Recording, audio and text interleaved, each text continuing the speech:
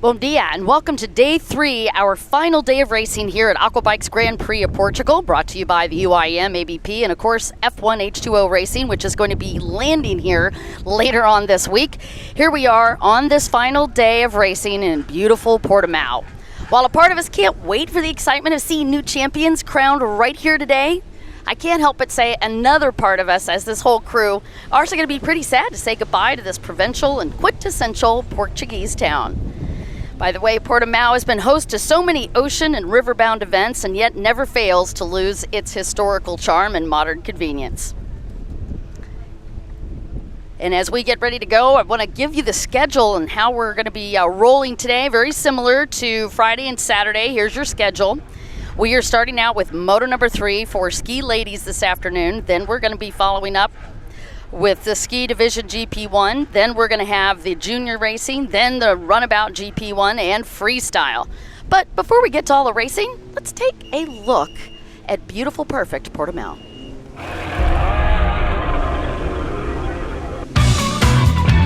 Portimao, the wonder of Portugal's Algarve region. It's a city surrounded by a myriad of peridot green beaches, cliff sides, and rock formations, even hidden stony caves.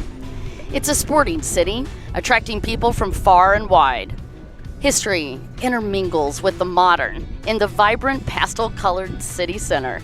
There's something for everyone here: first-class cafes, restaurants, shopping, and of course, pretty world-famous nightclubs providing entertainment during the day and the night. Portimao's thriving economy relies on tourism and maritime endeavors, such as open water fishing, even shipbuilding. Despite being in the new century, Portimao shows us echoes of its maritime allure and its past. It also shows us a depth that can't be found anywhere else. Put all this together, you get an urbanized and quintessentially Portuguese escape right here in Portimao. Welcome back, and you can hear the weather has shifted yet again for us. Got a really warm, gorgeous day yesterday. Still got beautiful, clear, sunny skies, but we also have wind that went along with it. We were predicting 28 degrees, anywhere from 79 to 83, and we were also looking at 14 miles per hour to 18 miles per hour. I would venture to say we're starting to click upwards as far as a 20 plus miles per hour on wind, and that has made a difference on the water. You can see as we look down the Arude River, and we start our parade lap for the women's ski, and this is our Parade of Nations that you're watching.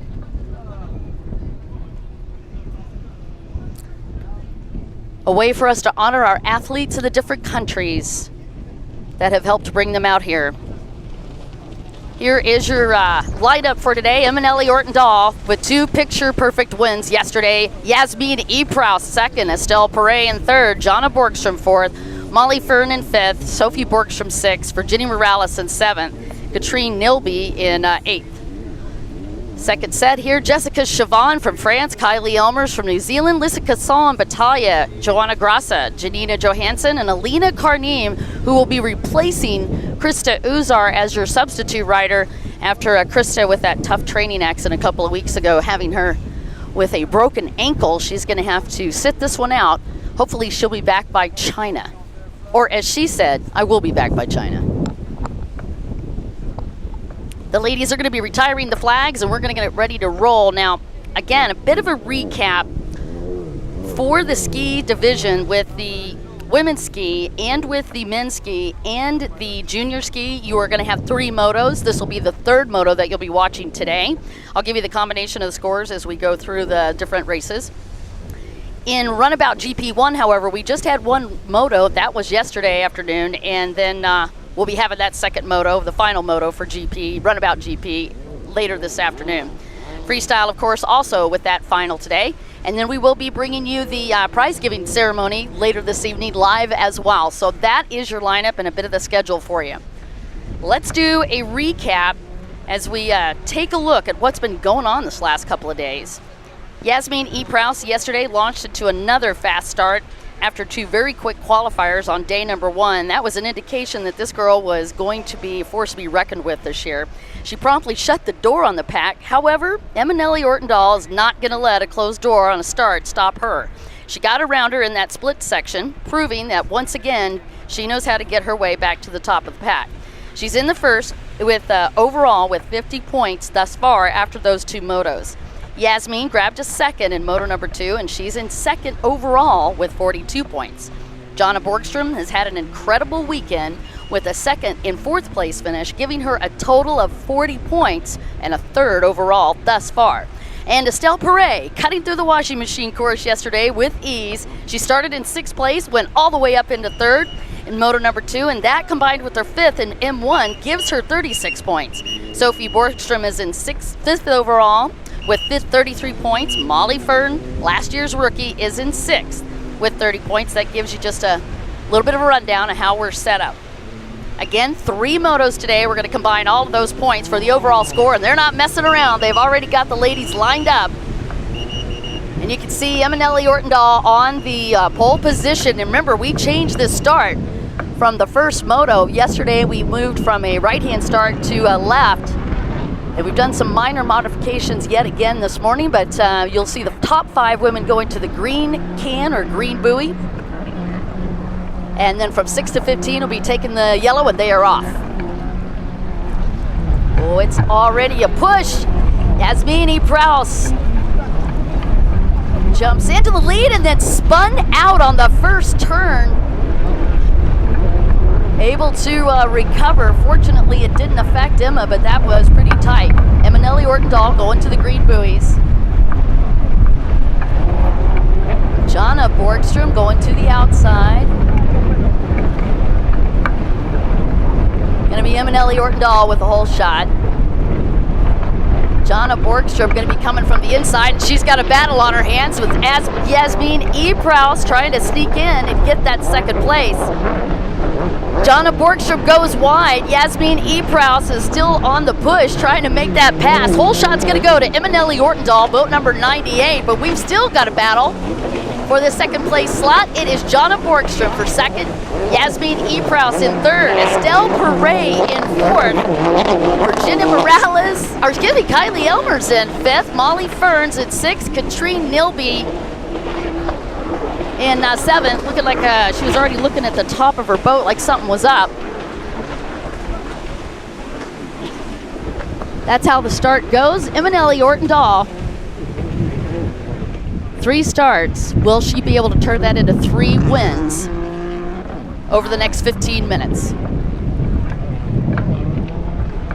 15-minute moto and a lap for the lady ski. And you can hear that wind, I'm sure, even in the microphone as it is gusting pretty heftily. That's going to have a bit of an impact on us. We've already got washing machine conditions with this narrow channel and the waves mirroring back and forth in and out of that course. But the waves are just going to cap it off and make it even more fun to watch this afternoon. It'll be fun for us, let me put it that way. This is going to be good news for that young lady from France. Estelle Perret loves to ride in the rough water, and these are perfect conditions for her. She proved her mettle yesterday in that second moto. She was actually in the second grid on the pole position in 6th. Battled all the way up into 3rd, and she is on the points hunt right now. Emanelli Ortendahl with 50 points coming into this.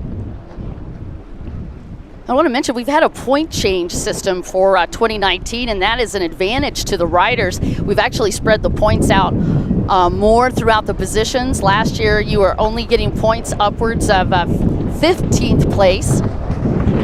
However, in the way that this is lined up this year, you get points all the way up to 17th, and they're a little bit more evenly distributed as well. Jonna Borgstrom on this second lap. We'll start getting some times for you. Estelle Perret already putting pressure on Yasmin Prowse for that 3rd place spot. Here's your time, 2:59.14 for Emanelli Ortendahl, 3:03.70 for Jonna Borgstrom, and a 3:12 for Yasmin Prowse, 3:13.76 for Estelle Perret. Kylie Elmers with a 3:18.34.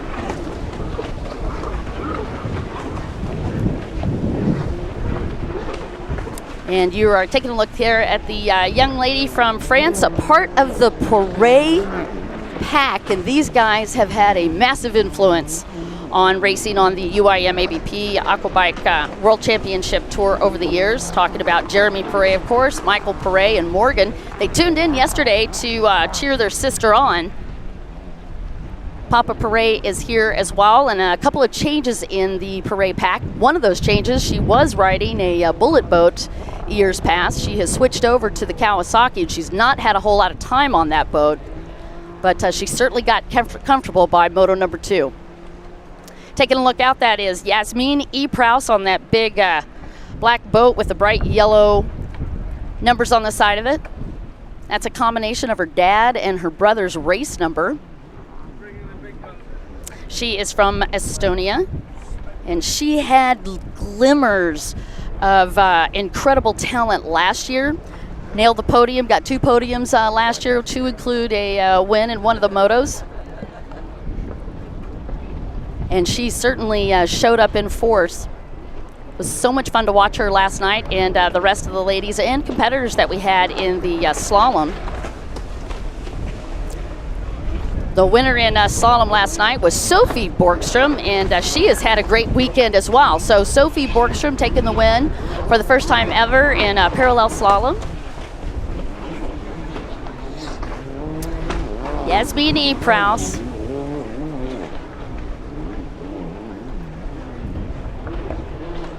In third, 156.29 for her time. Estelle Perret at a 159.96 on that last lap. Eminelli Ortendahl with a 157.62. By the way, that's the fastest lap time thus far on this one. And that happened on lap number 2. It's kind of interesting how they settled down. As soon as they settled down, they were able to really jump on that throttle, start getting in the groove, and you could see one of the things that they are going to have to deal with today. Unfortunately, that was Jessica Chavon. She went down right on the front stretch, and that is exactly what I've been talking about on the race conditions. When these guys are coming through on that front stretch, they are at a big throttle speed. The problem with it is you've got the waves mirroring back from this big wall, and because they're coming right back into the course, it's causing a very dicey situation for those boats, allowing them to roll over if you're not paying attention. So what happens is the wave actually catches the chime, and it just pops that boat over, and Jessica Chavon was a victim of that just a minute ago. Yasmin E. Prouse on the hunt. Man, she's had great starts. All 3 motos, she hole shotted on the start. Just hasn't been able to lock it in to a final.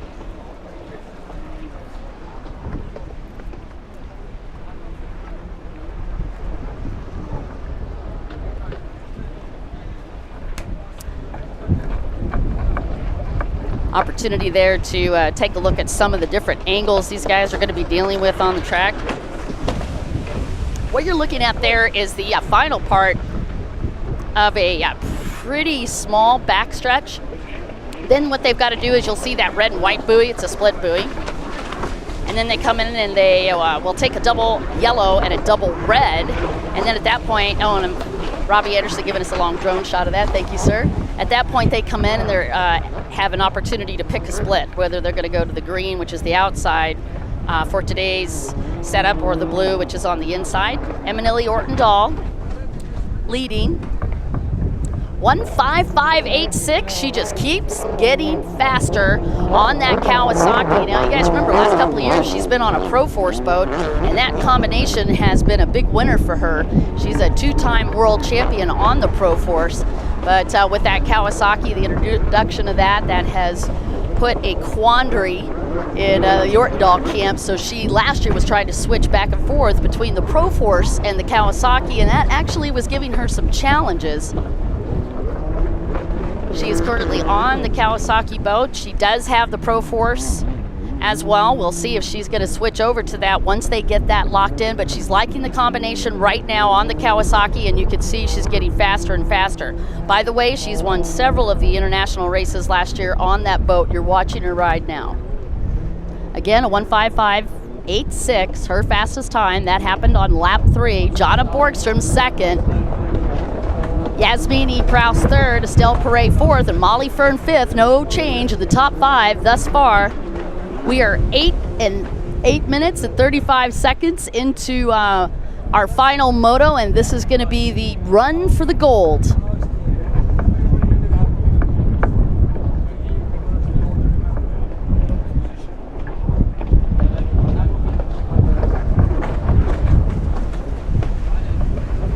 You can see these guys having to be a little cautious back there as they are working towards the back stretch, that back area. It's a lot of off-camber turns and a lot of sharp angle turns, and they're having to really pay attention to these waves. The waves have been kicking up all day long. You're watching Estelle Perez. She's up in 4th place.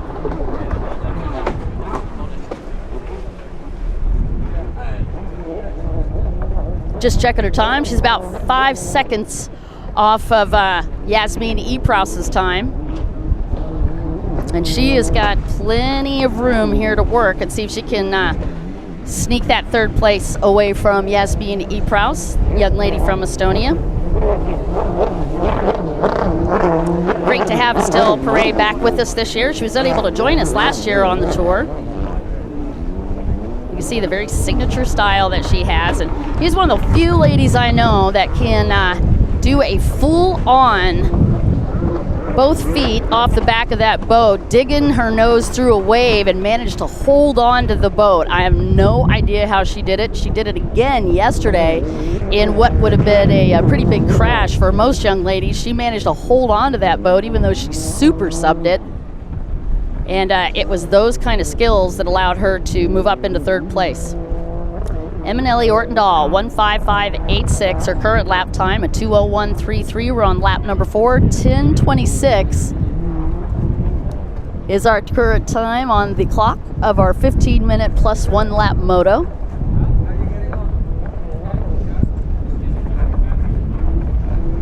Jana Borgström, man, she's fired off this year with a bang. She came out of Penafiel, Portugal with a pair of deuces.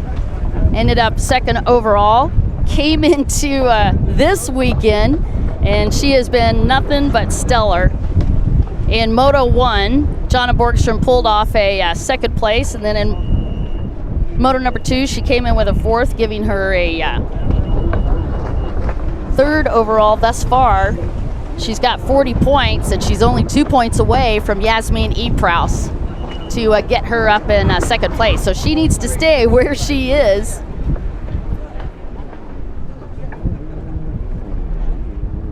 And if she does that, she'll tie up Yasmin. And if she does that, the third moto will count more than the 2nd moto, and that'll be just enough in the tiebreaker. It'll move her right to 2nd place. So Jana Borgström get the job done this afternoon.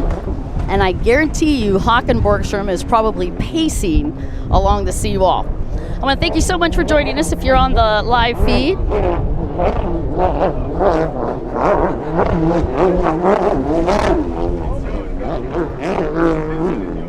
Oh, and hey, I've already got, oh, and Yasmin Eprause went down, and that's all it took. Boom, Estelle Perez moved right into 3rd place.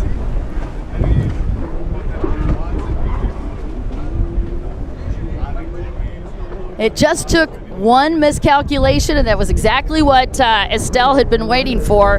Now Yasmin is going to have to try to catch up, and unless she does catch up with her, that is going to put her out of it as far as the 2nd place opportunity, because she was in 2nd. Now she's going to be in a battle for 3rd, and Estelle Perez with the points. Let's just take a look.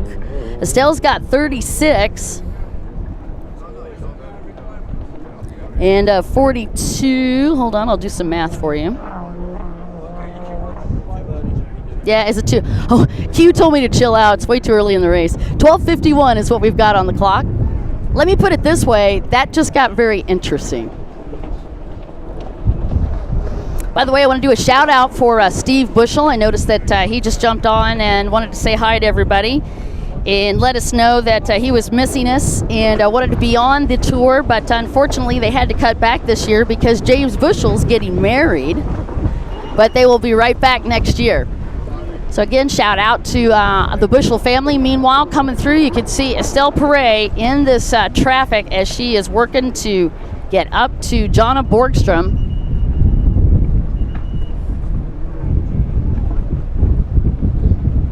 Jonna caught in a lot of lap traffic, and this might be the opportunity that Estelle Perret is looking for. Oh, Jonna just hit the gas. Both of the lap riders move around. That was a great break for Jonna.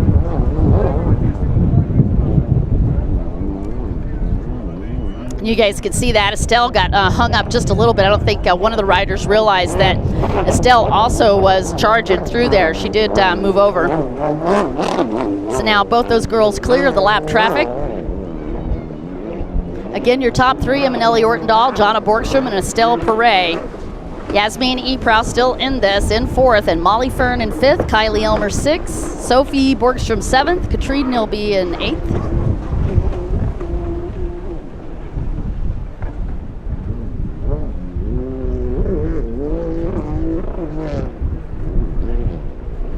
Estelle Perret in predator mode.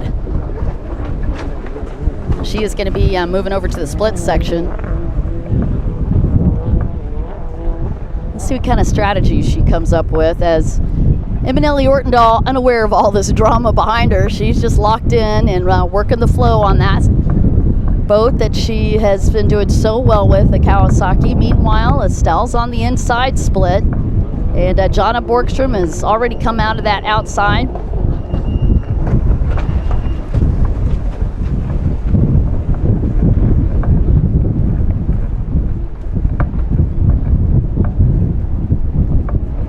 Just about 3.79 seconds separating Jonna Borgstrom and Estelle Perret. Meanwhile, Emanelli Ortendahl with a 2:02.70 on this one, and we're at 15:04 on the clock. White flag is out for Emanelli Ortendahl. So if Perret is going to do it, it's going to have to be this lap. And she is just under 4 seconds behind Jonna Borgstrom. And if she does get around Jonna, that'll lock her into this podium position. Very tight points. Again, coming into this round, 50 points for Emma, 42 points for Yasmin, 40 points for Jonna Borgstrom, and 36 points for Estelle Perret.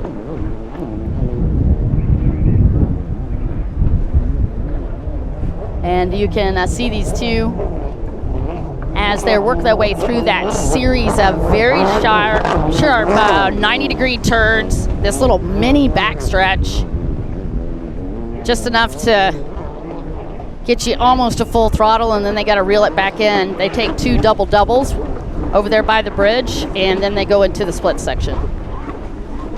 Final lap, and you got to wonder if Jonna Borgstrom, who'd been taking the green, is she going to go in and take that inside split? Meanwhile, Emanelli Ortendahl working her way through the greens. Those are the outside, but she's got plenty of gap for that. Katrine Nilby back there playing spoiler.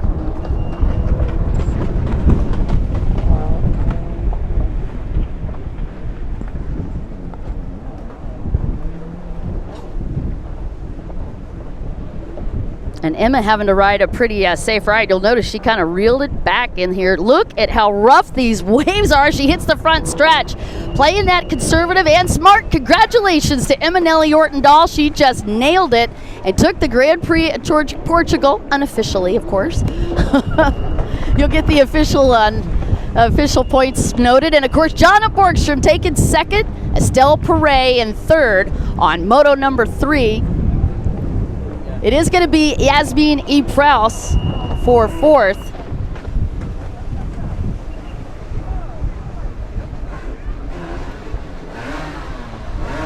Wow, great finish for Emanelli Ortendahl, and she makes that math very easy.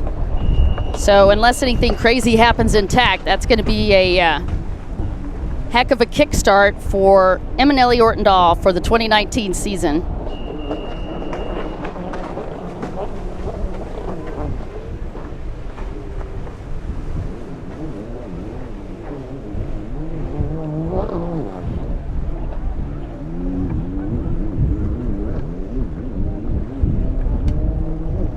We're going to be coming up with the men next. We got quiet here so I could do some quick math.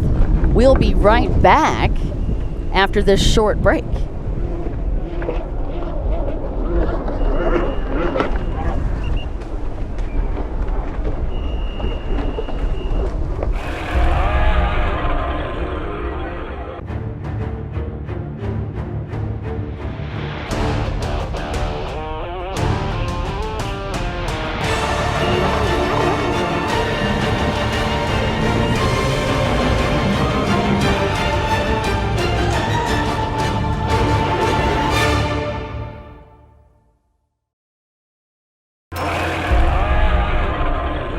back to the Aquabike World Championship Grand Prix of Portugal, brought to you by the UIM-ABP and, of course, F1 H2O Racing.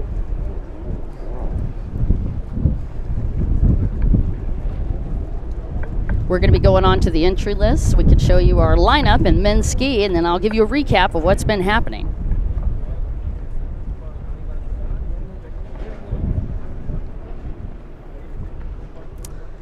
At the top of the lineup, Kevin Redder, also with back-to-back wins yesterday. Axel Courtois with a stunning set of finishes, putting him second yesterday afternoon. Daniel Anderson in third, Martin Manny fourth. Rafael Marin with a big comeback from 11th to 5th.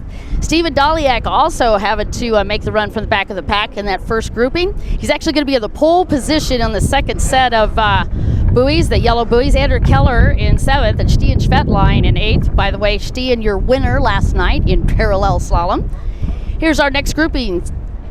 Ivancic in the 9th place spot. Szabo in 10th. Salman Alawadi 11th. Andrea Guidi on 12th. Lucas Benar in 13th. Ulrich Bernsen 14th. It is boat number 13, Adnan Yassini in 15, and Mads Hansen in 16.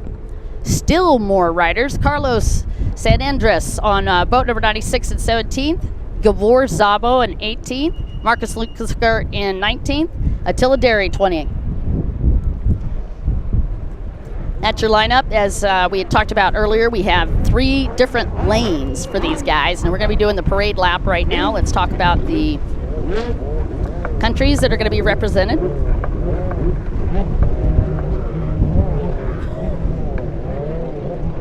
Of course, Kevin riding for Austria, France, Norway, Estonia, the UAE, Denmark, Croatia, Hungary, Italy, Czech Republic, Morocco. Just a few of the countries that we are going to have the opportunity to honor today. And speaking of countries, there are 28 countries represented during this weekend, over 83 riders.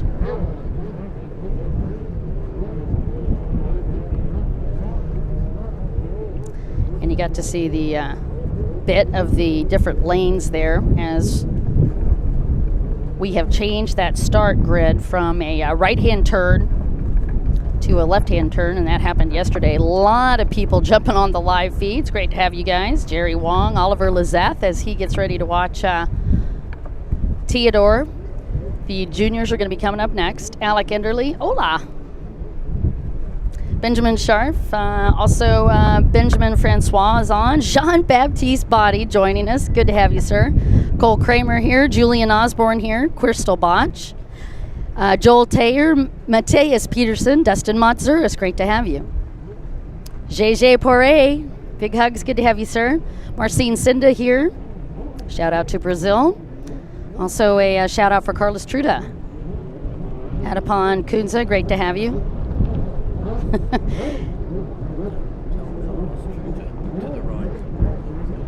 Oh, really? Q says he's got a message for Carlos Truda. I'm not really sure what this means. I'm going to have to get the backstory. Always to the right. To the right. Also, shout out to Blake Corney, Guy Greenland. Ramondo is also here. Jason Psycho Ward. Jeremy Perez. Jeremy, don't forget to have Teddy Pons come down and do an interview with me. Matthews Matt and Victor Landoni also on the live feed. Thank you guys all for joining us on aquabike.net. Really appreciate you doing that. We are retiring the flags as we get ready to go for moto number 3. Here is the recap of the last couple of days of racing.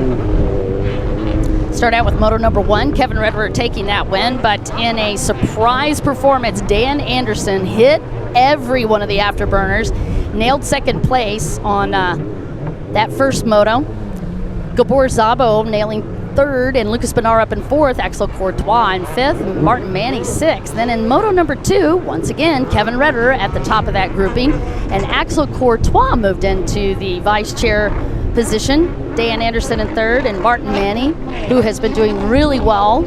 He got a super fast time. In fact, he had the fastest time in qualifiers on the first day, up until the last lap. Rafael Morin up at 5th, Steven Daliak at 6th. Now you can see we've got a bunch of spoilers in this mix as well. Here's your overall points. Kevin Rederer at the top so far with 50 points as we come into the third moto. Dan Anderson has 42 points. Axel Courtois has 38. Martin Manny has 33.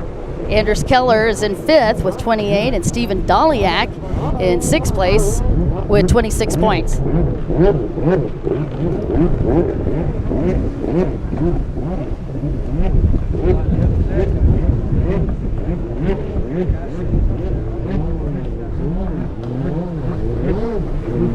I tell you, Dan Anderson might be the sweetest guy off the water, but he has been displaying mad skills yesterday. Looked really good in the slalom challenge, but it was Stian Schvetlein that took the overall last night during our slalom challenge, and what a great night that was. We were able to show off our slalom show for the city of Portimao.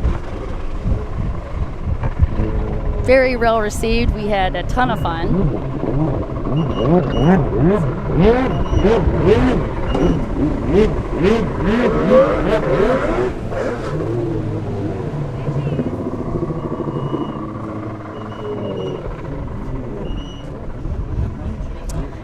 And as we get ready to go, it looks like I'm going to have a super quick opportunity to talk to Emanelli Ortendal.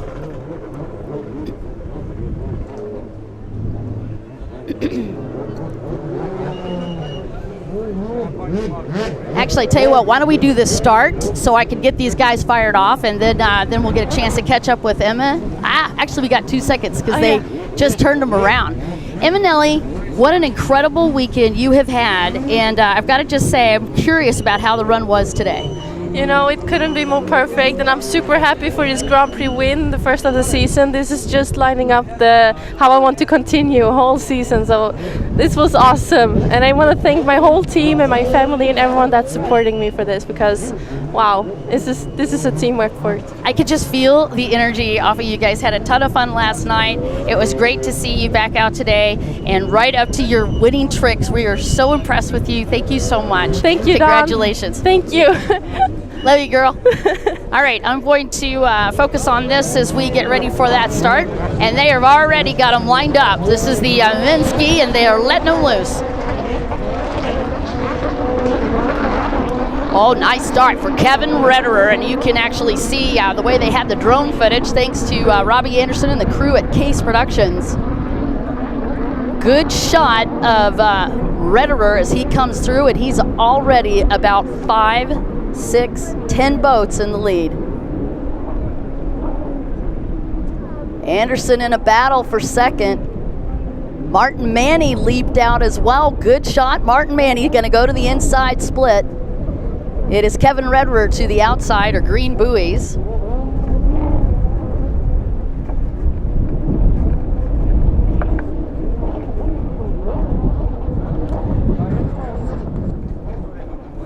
Woo! Kevin Rederer aboard boat number 90, wasting zero time getting to the front of that. He's already got a 4.81 lead, and he is going to nail the hole shot. Kevin Rederer on that Victory Team boat. And it's going to be Dan Anderson in second, Stephen Daliak in third, Martin Manny in fourth, Stian Schvetlein in fifth. It's actually Daliak in sixth. So it's Rafael Moran in third place, and man, what a washing machine on that top. And we've got a rider that lost a hood off of the front, boat number 82, and a bit of insanity on that start. We talked about how much of a washing machine it was, these guys connecting.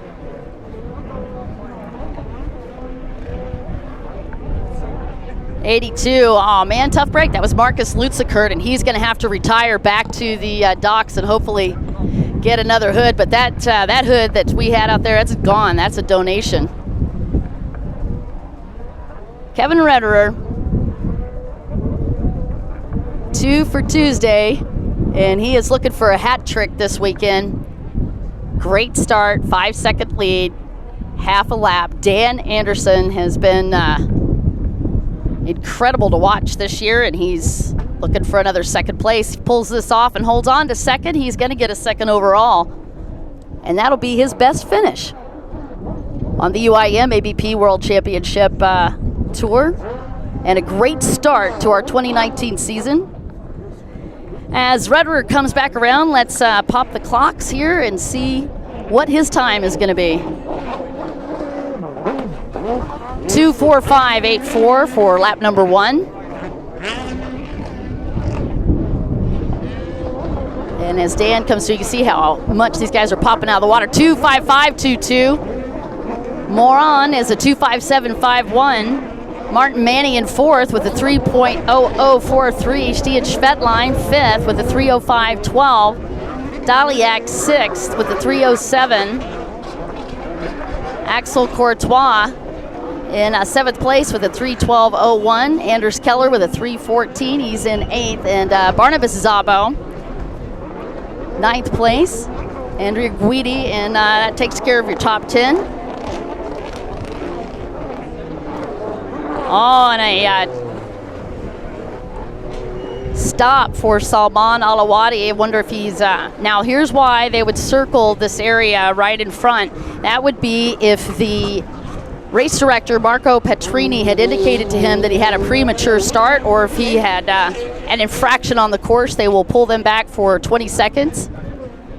Now, you have the option. You don't have to come in. If you don't come in, you have to protest, and if you lose the protest, then they dock and add 25 seconds to your time.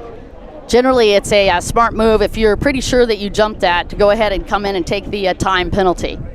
So instead of automatically marking you a spot down, they just take the time away. Ooh, a little bit of drop in the tray from Rafael Moran. Now, mind you, he had to get in on Saturday. He was unable to make the qualifiers on Friday, so in other words, had no chance to take a look at this course. Additionally, he is on a boat that he has not been riding since March.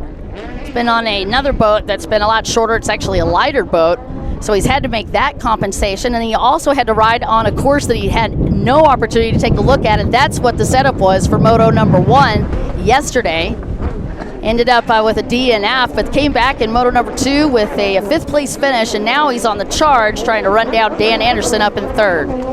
1:44.70, fastest lap time thus far, and that happened on lap number 2 for Kevin Redder. Dan Anderson with a 1:51.67 in 2nd. Rafael Moran, your vice champion from 2018, with a 1:50.60, so he's actually a clip faster. Almost just under a full second faster than Anderson on that last lap. Martin Manny with a 1:52.04 in 4th.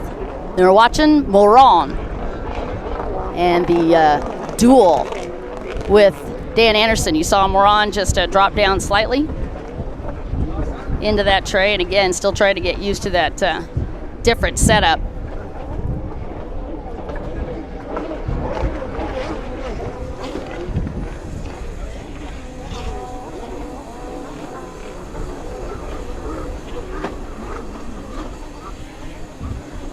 A lot more people jumping on the stream. Shout out to Philippe Salivar. Nedra Atwood has chimed in. Thank you all so much for joining us. Florent Pons has come on, and as well as Jean-Louis Coura and Alberto Carmelingo on the stream. Great to have you. You should be here, Alberto. Okay, there's your long shot of the split section. The greens are going to be the outside buoys. This is a left-hand course. Dan Anderson working his way through that, and you could see these guys as they come to the front stretch. Wow, much washing machine they're having to deal with. Anderson still holding off.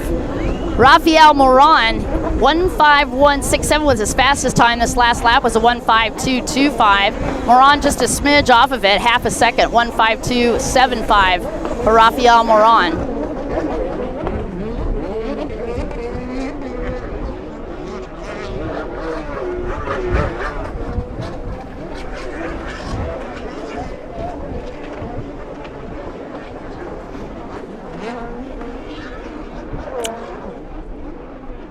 Very, very close as they work their way through up into that back stretch. one of the more technical courses that we've seen. This is a narrow channel, and Raphael goes down. Just tapped that buoy, and that's all it wrote. That's going to give Dan Anderson a bit of a breather, and Martin Manning now comes up and pushes on Raphael. Oh, man. Raphael's like, man, where'd you come from? It's like the banana rocket back there. Martin Manning with a brand new paint job this year, and it is bright. You can recognize him instantaneously, and he'd been talking to Dustin Montzuris about what color to put on that Commander Industries hull, and Dustin was like, you should do all yellow. Martin's like, I never had a yellow boat. So they've been calling him the banana rocket on the stream. Seems pretty appropriate considering how well he's been finishing this weekend. There's your opportunity to watch the race leader. Victory Team's one and only Kevin Redder.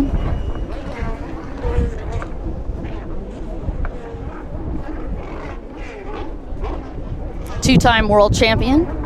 That's just on this tour. Overall, he's got more than 12 titles internationally as well. He's one of the most respected riders around the globe, and he has been working on his training, which is Kev Racing. And as they come through, no change. Dan Anderson, 153.78. Raphael Moran smidge off that pace after that quick water sample. He's at a 159.36 on the current lap he just finished. And Martin Manning, you could see why Bart was in his pocket. He was on a 155.03, about 4 seconds faster. And keep your eye open for boat 2, that's Stian Schvettlein on 152.62. With the exception of Kevin Redder, that was the fastest lap.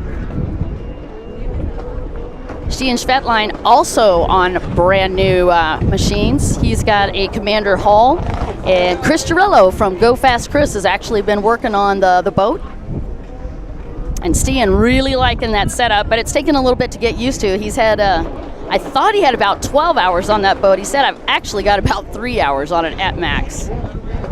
I see Daniel Porter is on and shouting out for his bud, Martin Manning, and Michael Boulteau also on. Raphael Moran on that inside split.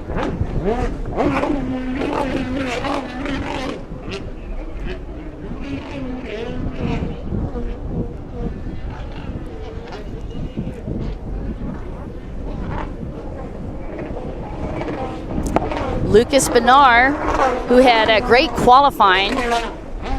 Tough time trying to work his way up through this pack. He's back at 17th, just came through.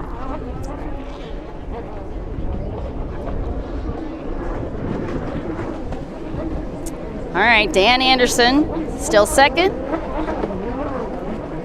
Raphael Moran third. Art Manny fourth. 5.3 seconds between Dan Anderson and Raphael Moran.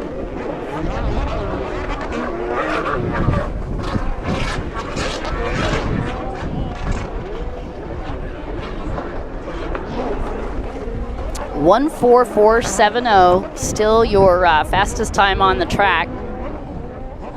By the way, the two other closest people, fastest time is Stephen Doliak, who just posted a 148.91 lap 3. Stephen also originally hails from France. 7-time world champion from around the globe. And there's your shot of Stian Schvettlein in 5th. Stian had a tough break in that second moto. He was back in 13th. He's 10th overall with 22 points on the board. Going to be a stretch to get him to the podium, although you never know. And as we are working our way through this, you can see Kevin Redder in this lap traffic. Dan Anderson in the battle with Raphael Moran still raging on as we work our way through lap 5. We are 12 minutes into this 15-minute moto, so we have 15 minutes plus a lap.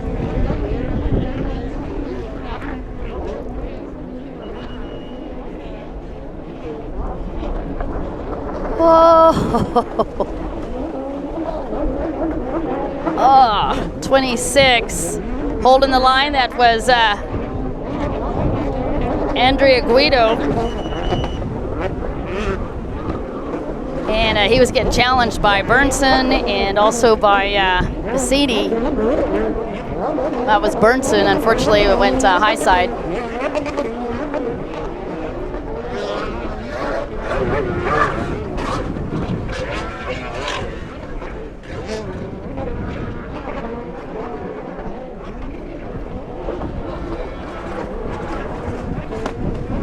Rafael Moran starting to reel in. Dan Anderson. Martin Manny has come off that pace just a bit. Steve Adaliak back in 6th. And Anders Keller putting the pressure on him. Keller on the double nickel. He had a really good finish. As well as looking good in his sweetheart here. And congratulations to him for being a brand new papa. We're at 13:36 on the time, 1:44.70. Still Kevin Rederer's fastest time. And a boat down, that is 26. That was Guido. That was actually doing so well. He was in top 10, and that's going to give the opening for Adman Yassini to sneak through and pick off that top 10 spot.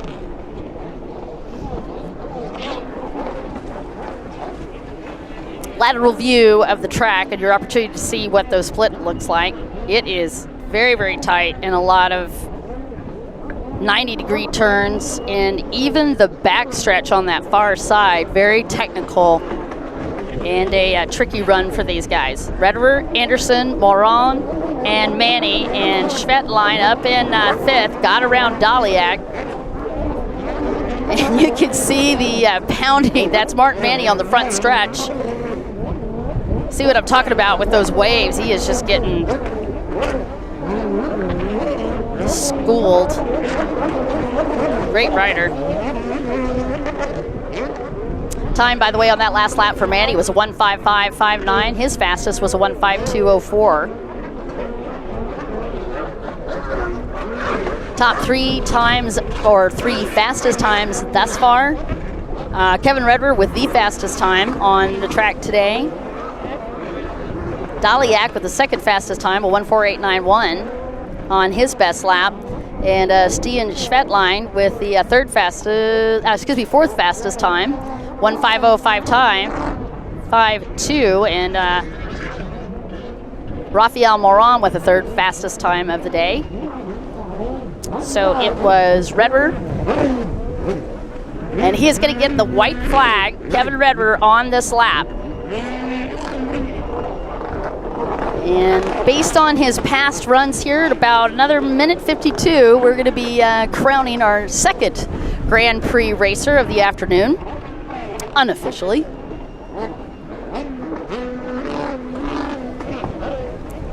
Kevin in 2018 had a 33-point lead, 6 wins out of 7 motos, 3 podiums last year. His best finish, Olbia and Sharjah, back-to-back wins.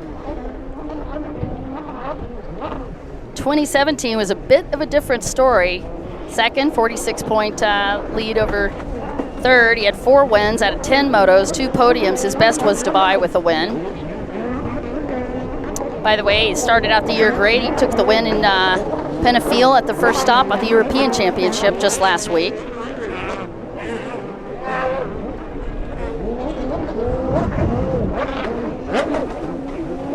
And since he's got the space to do it, curious to see if he goes to that inside or if he works the outside split again. Nope. Looks like he's going to set it up and bring it to that inside split for the final lap. Playing strategy from first to last. Kevin Rederer from Austria poised to take the first Grand Prix of the year in Portimao.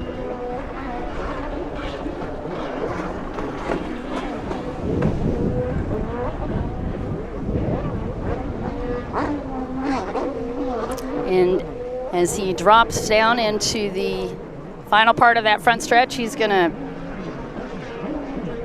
Stand up just a little bit. Not a complete relaxation, but good enough. Congratulations, Kevin Rederer, your Grand Prix winner for the Grand Prix of Portugal right here in Portimao. Now let's see who is going to hold on for that second spot.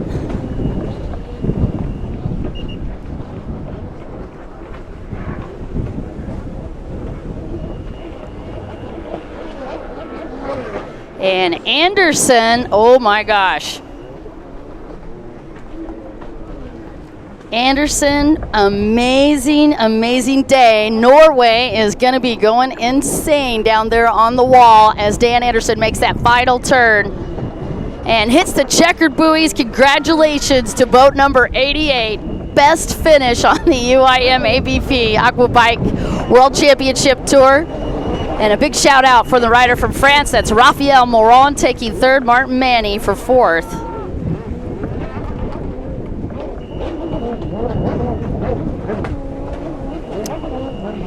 Stian Schvetline, fifth place.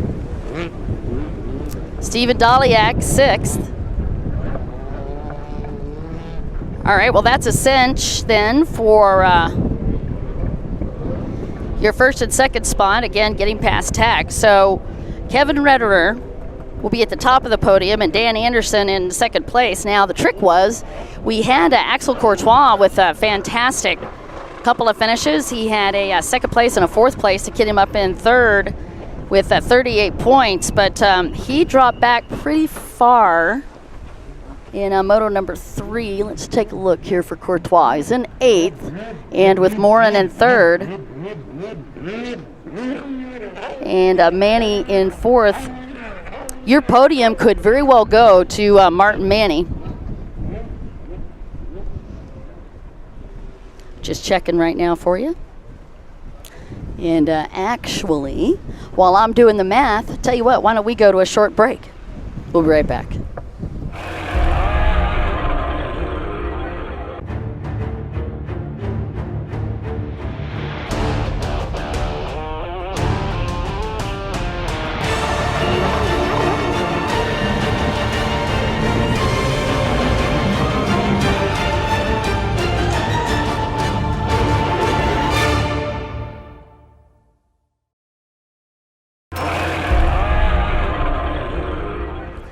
Welcome back. You've been watching the race action for men's ski GP1. That was moto number 3, and unofficially, your top 3 on that.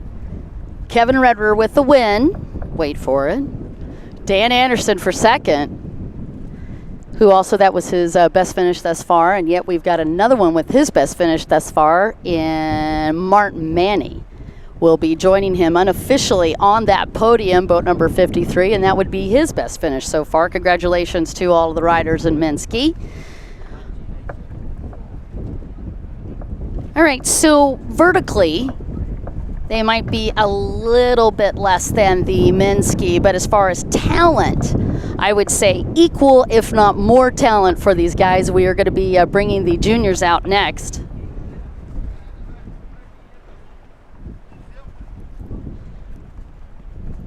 This is going to be your GP 3.2 class, 10 to 12.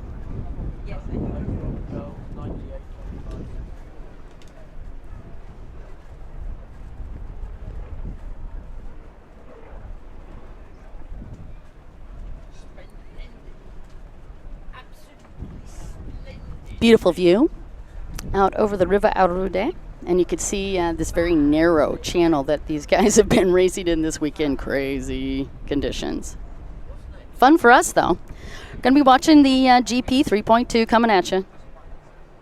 The micro missiles coming up.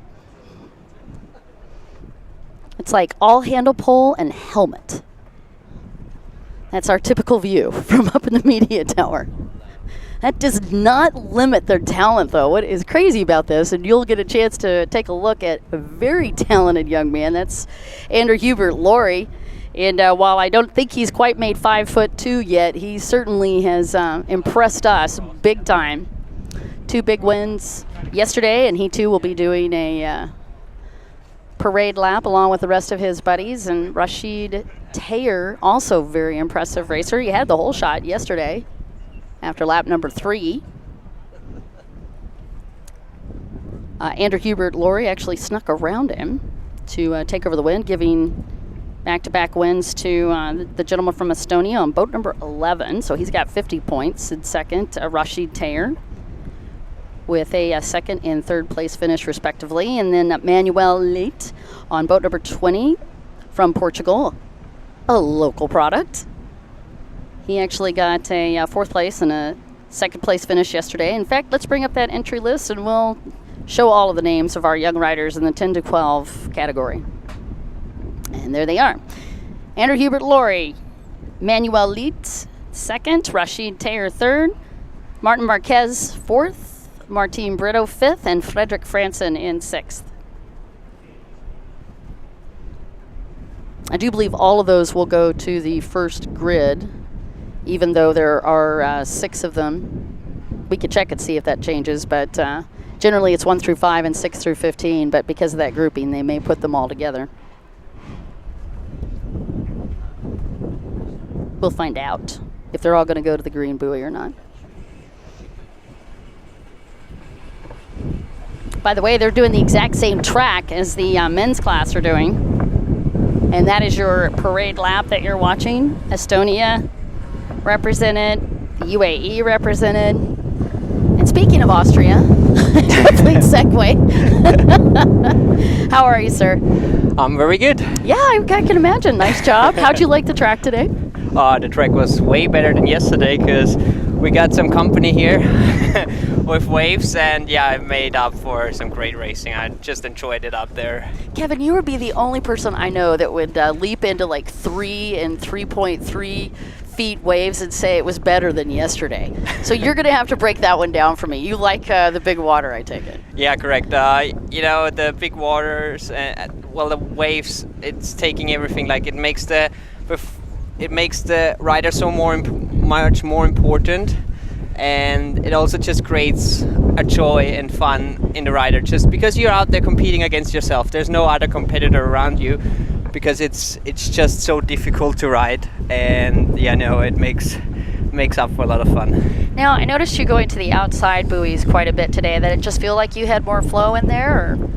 Yeah, they moved a little bit, so I felt like it's a more flowing track than the blue one. The blue one has 2 sharp corners in there where it's really rough to coordinate with the waves, where you're just like leaping to the next corner, I'd say. And yeah, so I felt like the green one was working better for me. So I have a quick question for you, because I know you've been working with Diogo Barbosa. Yes. You more nervous as we get ready to watch his race in just a little bit than you were for yours today? Because he had such a great win yesterday. He's right in the points. Yeah, he's amazing. You know, after the first moto where he got second, I said, oh wow, what a perfect race. He said, no, it wasn't perfect because I got second, I got passed. So he went out, did the second one, and finished in first. And now I said, well, that was a perfect race then. No, he's really doing good, and he's having a lot of fun. Like all of the other juniors, like nothing taking away from them. They're all, you know, I love to see them, and you know, coming out of the water, explaining me why they did this and that, and why they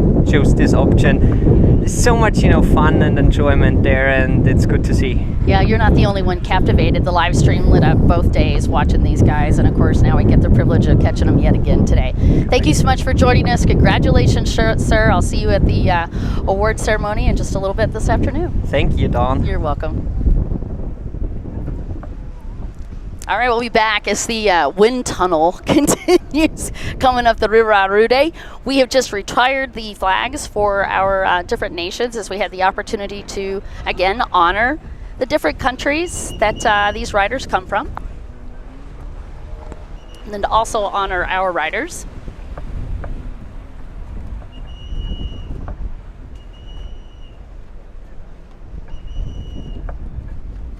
I'm going to get these guys lined up. Here's a quick recap on 3.2. Rashid Tayer grabbed that whole shot yesterday in moto number 2. He held it until lap 3 when Andrew Hubert Laurie made a brilliant move out of the split sections and took the lead. Frederick Branson ran great in third place yesterday in Moto 2 until lap 3 when he went down hard on the right side of the track. Emmanuel Leeds moved third, never looked back. Martin Brito ended up in fourth with Martin Marquez in that 5th place spot. And that's how it looked in Moto number 2. Now that differentiation in points has brought us to today. We take a look at the overall points, and it is Andrew Hubert Laurie at the top of that pack with 50 points, and Rashid Tayer with 42, and Manuel Leet in a big battle now. He's got 40 points, and he's in third, and they are off.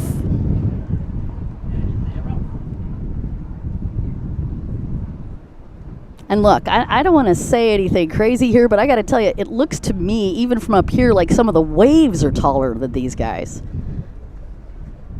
And by the way, to answer our question, because inquiring minds wanted to know, the top 5 did go to that green grid, the green can, green buoy, or first lane, and the 6th place rider did actually go to that yellow buoy. So they maintained the rules even on the 10 to 12-year-olds. Just a little FYI for you, because I was curious about that too. We'll get a chance to take a look at these guys as they come through. And you can see boat number 41, that's Martin Marquez, a.k.a. the Mustang. Dropping low on these skis. See if that can't help with the momentum. And it is Rashid Tayer with the hole shot.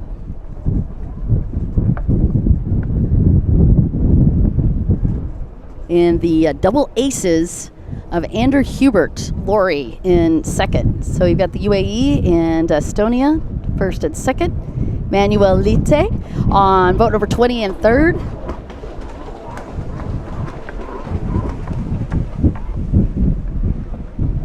Martim Marquez from Portugal as well in fourth, and Frederick Franson in fifth.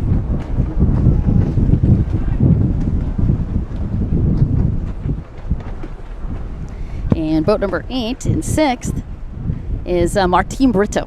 And that is your rundown for the moment. Now, we've got a 12-minute moto for the juniors. Mind you, if you want to get some of the logistics here, this course is about 1.7 kilometers per lap. That's a lot. And we're looking at about 28 pins per lap. That also is a lot, especially if you're about 3 foot tall. Now, what I have to say is so true to Kevin's point earlier. They're having so much fun out there. They probably don't even know how big the course is, nor do I think they care much. I think a lot of it is they just get the opportunity to come out here and play. And again, I want to say thank you to not just all the people on the stream that have been cheering them on, but we've had a ton of interaction along the seawall the last several days. Every single time these guys came up to the line.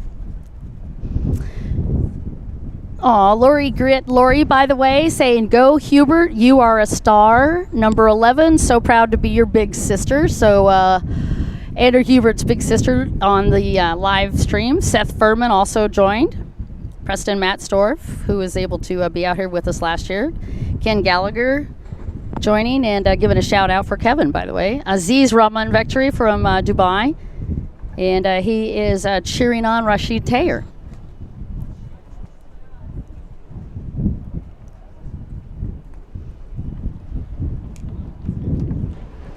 Oh, we've got a battle shaping with the gentleman on the double aces. That is Andrew Hubert Laurie, and he did exactly what he did yesterday. He actually went into the splits and came out in the lead, but he dropped down on the tray. Looked like he might have pulled the lanyard.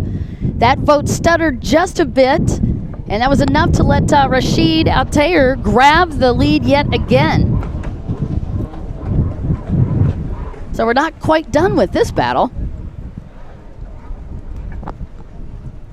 All right, lap number 1. Let's take a look at times. 3:46.77 for Rashid Tayer, and a 3:49.50 for Andrew Hubert Laurie, and that probably just representing that little stutter right outside of the first of the double turn before you can get to the front stretch, that double yellow. And that is a tricky monster for sure. Okay, they have these, what I would say, off camber. It's actually in a weird setup against the waves on this channel. And of course, that's by design. By our incredibly talented race director, Marco Petrini. And you can see that off angle on the series of turns towards the backstretch as the riders make their way through. Manuel Leite with a time of a 4:08.47 on lap number 1. Martin Marquez with a 4:11.72. Frederick Franson with a 4:26.3. Martin Brito with a 4:24.52. By the way, this is going to be the only stop. Sadly, actually, we'd love to have them on the whole tour, but this is the only stop for the juniors this year on our 2019 tour, and this is their world championship. So when we talk about the top 3 today, that is going to be world titles that we will be awarding for our junior riders. And I deliberately said that when none of them were around so they wouldn't get all stressed out about it. All right, so Andrew Hubert Laurie drops low on that Yamaha as he works his way through the split section, and that's the same split that helped him get into the lead yesterday after just missing the hole shot. Is he going to be able to capitalize and do it again? He came out very close to Rashid Altair, and he's got a bit of the momentum for him, even though Rashid has the line. And is he going to move over and shut the door? That would be affirmative. Rashid Altair not backing off of that throttle. And let's see if he ducks underneath and switches lines, and he does. Great move from the young rider out of the UAE. By the way, this is his debut year. Man. Outstanding racing from the 10 to 12-year-olds. So boat number 11 back in the lead. That is Andrew Hubert Laurie and Rashid Tair, second place. Great times for both of them. 2:23.27 for Andrew Hubert Laurie on that one. That's going to be his best time thus far. And lap number 2 for Rashid Tair is a 2:27.86. Manuel Lite, a 2:30.14, also his best time, and that also is lap 2. And Martin Marquez with a 2:32.72 in fourth.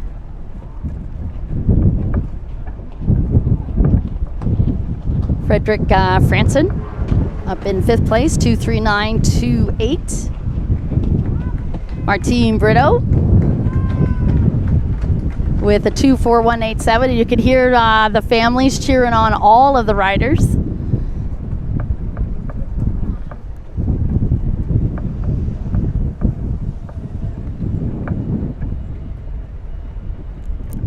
Get a great view drone style here as we dive in and take a look at some of the different competitors. Boat number 8 as we follow him through this course. Martin Brito, a young Portugal rider. He lives in Oures, Portugal. He's a student, rides for Team Milan Racing, and he's aboard a Kawasaki this weekend. That's Manuel Lite that you are watching, boat number 20.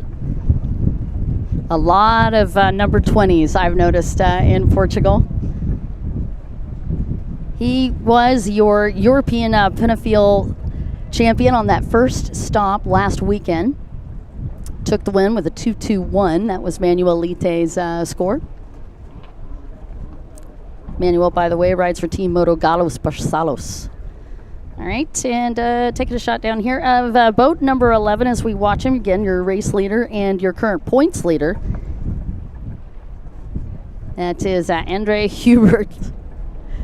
Oh my gosh, he's so cute. Andrew Hubert Laurie. Sorry, I got sidetracked because he's adorable. He got second last week at the European Pinafeel stop. 68 points overall. He's only 1 point away from the gentleman aboard boat number 20, Manuel Lite. He's 10 years old. He lives in Tallinn, Estonia.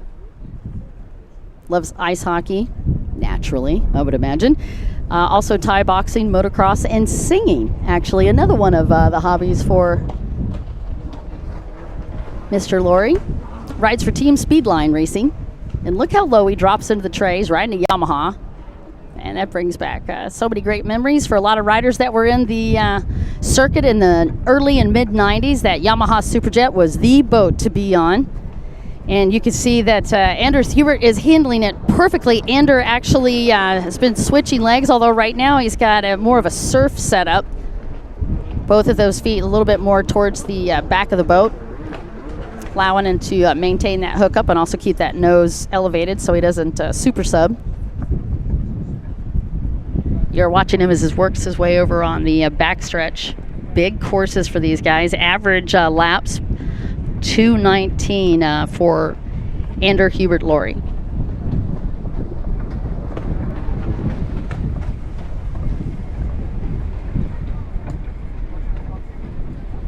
Great afternoon. Perfectly sunny skies, and there's no clouds in the sky. The only thing that these guys really dealing with is the wind situation, and that's actually making it more fun for the riders so far. Fun for us as well, keeping it nice and cool up here underneath the media tent.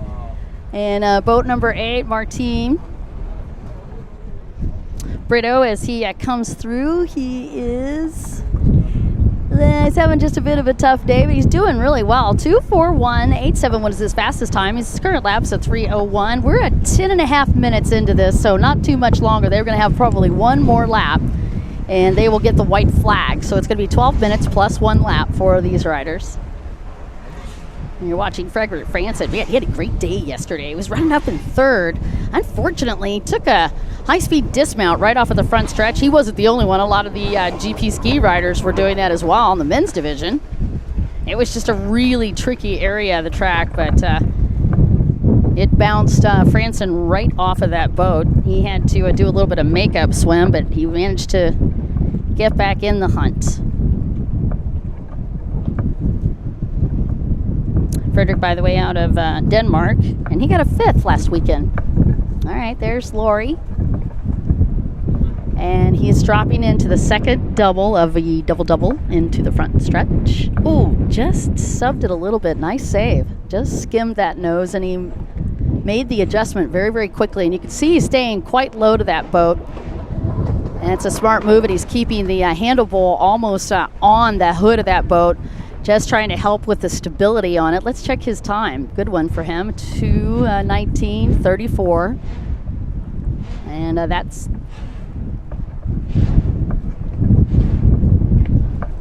just 34 seconds off of his fastest time overall. Very consistent young rider. And you can see anytime that they feel like they're going to get into some big waves, they're playing very smart. You'll notice even Manuel Leeds did the same exact thing, playing a very good strategy game. As soon as they get into the big waves, he's dropping that handle pull down, staying low, keeping his center of gravity low as well, but also staying very relaxed. Manuel showing great style. They come into the different changes of the turns, and he is reacting with the body language, switching legs. If you go into the left turn, you put that left leg forward. And then as he goes into the right turn, you can see him move that right leg back up. Staying relaxed and fluid is the name of the game in these 3-foot, 4-foot chop washing machine conditions, because a lot of the waves are mirroring back onto the track.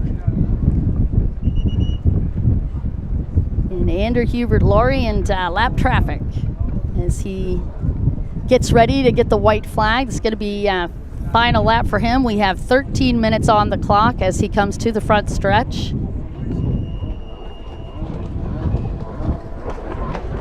And a 2:18.20 as the white flag comes out for Ander Hubert Laurie.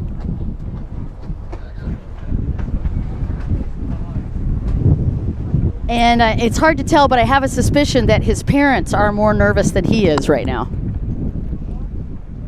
All right, 2:18.20, that's his fastest time of these laps. And you can see the timer down on the bottom right of the screen, and you can also see their positions.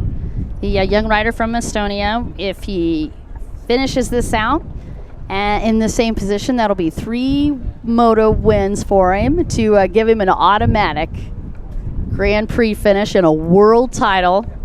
And he is about 15 pins away from pulling that off.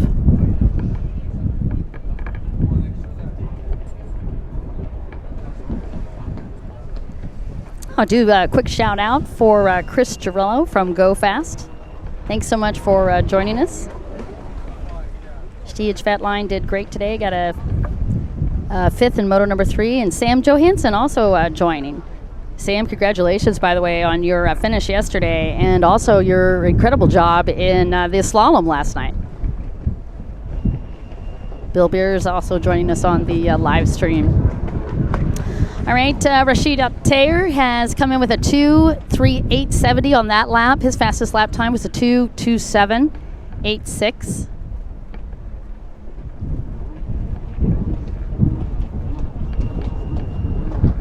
14:51 on the clock, and the double aces getting ready to add another notch to that belt and a world title to boot as he brings that Yamaha Superjet home. 4 buoys left to a checker flag for Andrew Hubert Laurie. Not to add any more tension to that, but he's almost got her done. Final turn, pops to the front stretch. Again, his fastest lap time, 2:18:20. And put your hands together for Andrew Hubert Laurie. Wow. Won every moto, and now he gets the opportunity to jump at the top of the podium for a world championship, and I would love to have him up for an interview. And 4th place for our other guys, I'll do the rundown on that. Rashid Tayer for 2nd. And Manuel Leet for 3rd in moto number 3. Martin Marquez, the Mustang, got 4th. And Frederick Franson got 5th. And Martin Brito got 6th. That was just that moto. I'll give you the overalls in just a second. That was just the moto layout. It's easy math, though, for Andrew Hubert, which I love. He had triple aces on that overall, so that is going to give him unofficially the title. Rashid Tayer with 3 seconds, who is just finishing up. He comes through here with no change. He too will be easy math for me. And he's going to play very smart. He's actually going out to pick up the penalty buoy. That's Martin Brito. But congratulations to Rashid. He will take 2nd. As he comes through, congratulations to him, the young man from the UAE. Triple deuces. And that'll put him 2nd on the podium. And wow, no change. This is actually how your overall points looked coming into this final moto. Manuel Leet on boat number 20, and he comes in 3rd, and that is a lock and load for your podium. It's going to go just like this. Boat number 11, boat 55 for 2nd, boat number 20 for 3rd.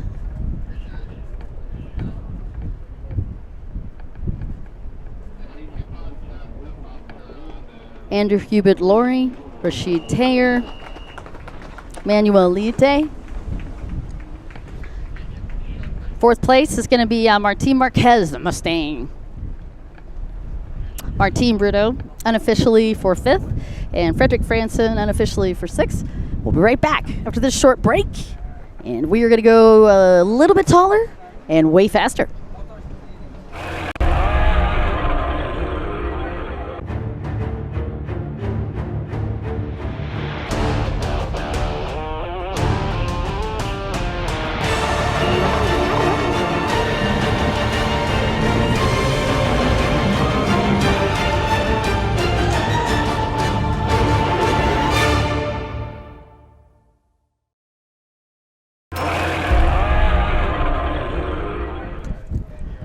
Welcome back to the Aquabike World Championship Tour, the Grand Prix of Portugal, brought to you by the UIM-ABP and the F1 H2O race series. You are watching the live action here, Grand Prix of Portugal. We are in a beautiful seaside town that used to be a big maritime port and a fishing village, and now it is a tourist mecca, Portimao. And man, they have been such gracious hosts for us this entire weekend, and we're going to continue hanging out with them as we switch venues and get a little bit bigger boats. They'll be bringing up the F1 H2Os coming up this weekend. We're going to be bringing you the entry list for our next group. This is going to be the 3.3 class, GP3. And at the top of that, Diogo Barboso, boat 24, Mateus Reina, 2nd. Theodore Lizeth. In third, Benedicte Drange in fourth, Mateo Valente fifth, Severi Salonen in fifth, Esteban, it's actually Diaz Lopez Esteban in seventh place, and Harley Ritchie eighth.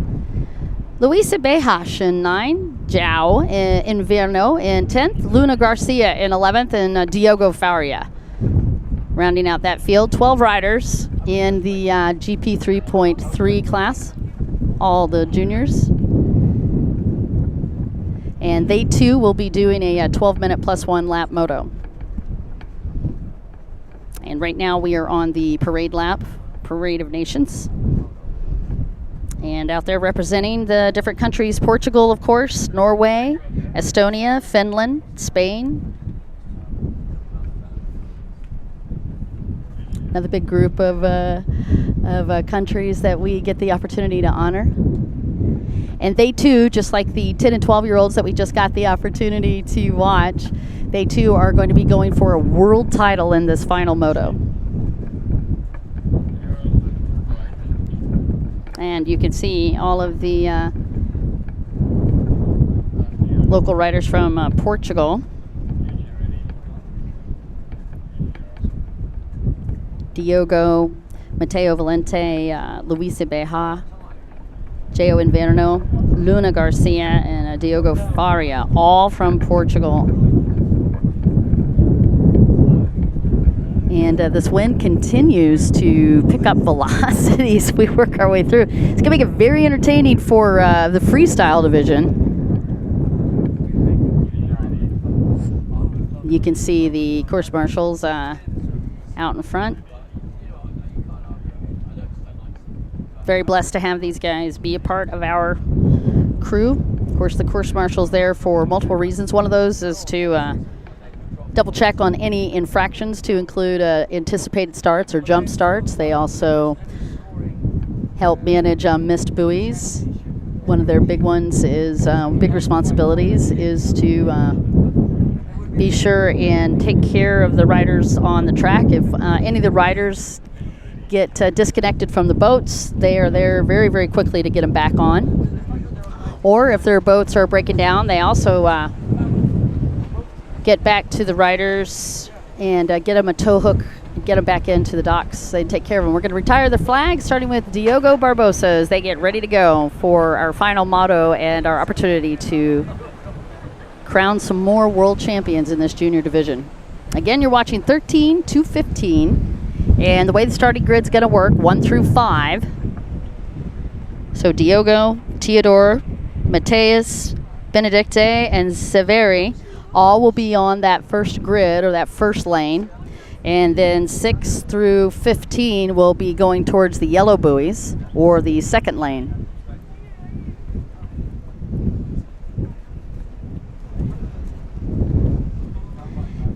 And man, what a weekend these guys have had. Here's a recap. Theodore Lizeth and Mateo Reynes gave us just a hint of what kind of smackdown these two are willing to go for, swapping positions for fastest times in the free practice and also the qualifier. Theodore did the Lizeth tribe proud on Friday with a 1:54.27. Mateus came in with a 1:55.87, only 1.60 seconds away.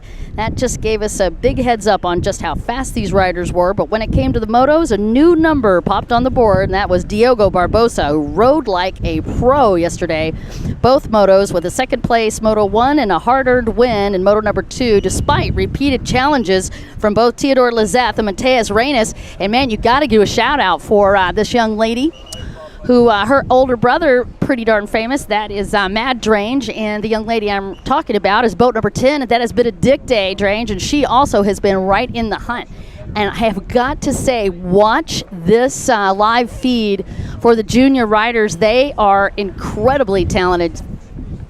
I couldn't believe some of the setups yesterday on these passes. Theodore Lizeth, incredibly fast. Mateus Reynes, fast. In fact, the whole crew. And you can see Diogo Barbosa on boat number 24. He rides for Kev Racing. He's going to have that pole position, and we are not wasting time. Marshals have already released him. Nice start for Diogo Barbosa. Again, a great shot of that start from our drone gentleman, Robbie Anderson on the drone with Case Productions in-house helping us out.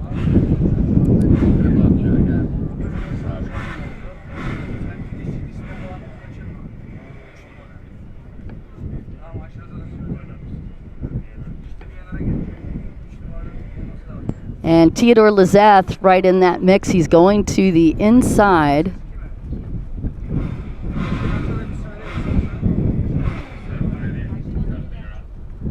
Mateus Reynes on the outside split.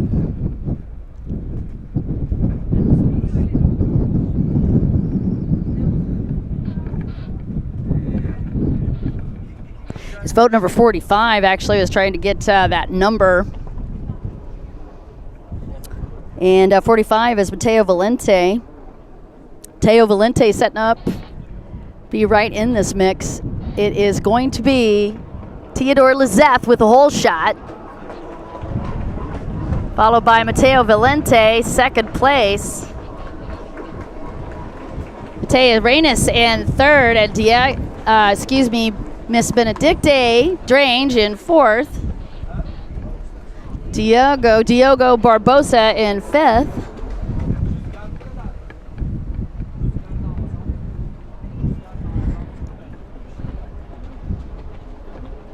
Diaz Lopez Esteban in sixth.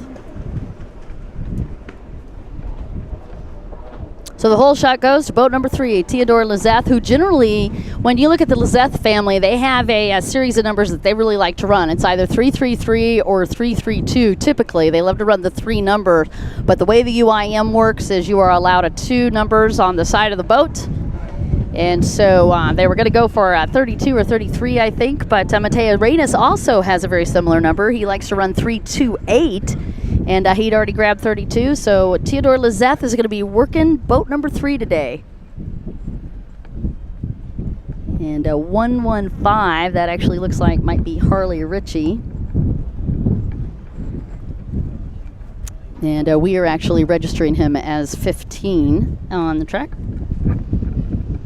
And there's your thought of Theodore Lizeth as he comes through. We're going to get the opportunity on this first lap to put a time to him.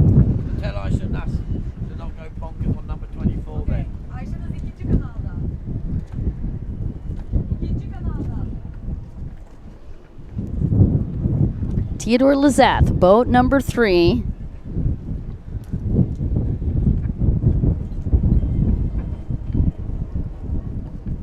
Said to put ourselves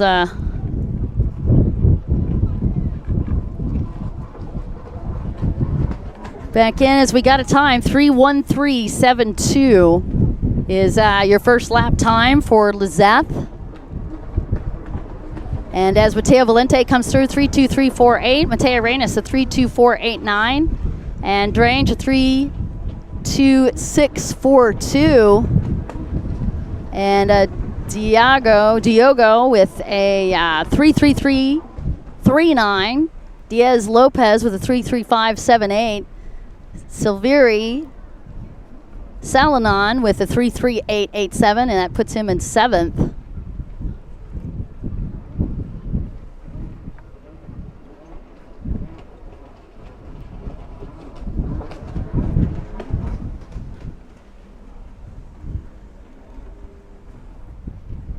And it looks like we've got one of the juniors coming in on a behind the course marshal as a precaution. We had one of the boats go down. He got separated from the boat, so they're going to bring him back in. I think that is boat number 12. We'll get a confirmation for you on that one. Ciao and Verno. Meanwhile, taking a look to the left side of that screen. Now that is the first turn into another double on the far side of the track, and you go double right, double left, and then you go into a split section. And you can see Matteo Reynes going into the inside split, and Matteo Valente is going to be taking the outside, those green buoys. Matteo Reynes trying to get around Mr. Valente. Again, your points, it is Diogo Barbosa with 47 points, and this is a very tight class. And look at Mateo Valente with the momentum and the line. Held on to that second place spot, but that battle probably not over. Mateo Reyes is very, very quick and one of the fastest qualifying times this weekend. Mateo Valente going to be putting the pressure on him. Lezeth has 45 points. He's in second place. It's Diogo Barbosa who is back in fifth place at the moment. And then in third, Mateo Reyes for your overalls. Had 3 motos to give their overall score. And then you've got Benedite Drange with 38 points. So Valente has got 28 points posted up here. He's in seventh, so he might be the spoiler. Not sure if he'll be able to get to the podium, but certainly doesn't hurt having him up in second place. It's really going to depend on where we come in with boat number 24, Diogo Barbosa. He is currently in fifth. Stays where he is. He's got the opportunity to hold on to that. We'll see. Theodore Lezeth only 2 points away from him, and Theodore is currently leading, so Theodore could take over this championship if he holds on to the spot he's at right now.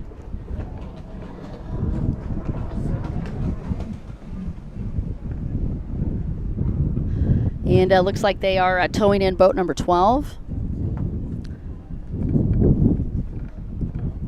João Inverno.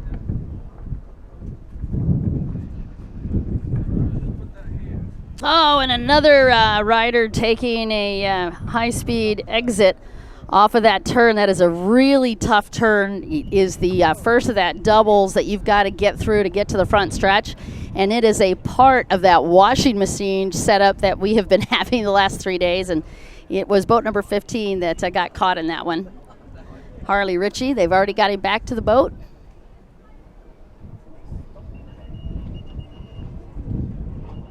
Yellow flag still out until he gets that boat rolling. Meanwhile, another lap down for Theodore Lezeth. His fastest time thus far is a 2:04.95. Current lap time with 2:06.92. We're on lap number 3, and we are 7 minutes 40 seconds into this race of this 12-minute moto.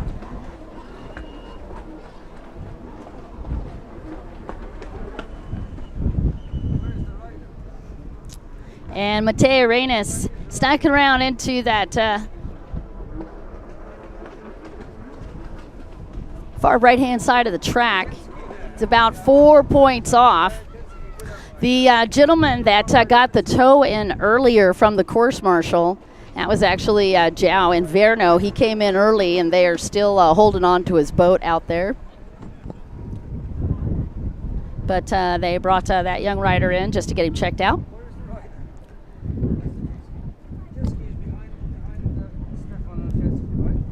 All right, so Theodore Lezeth, 2:04.95.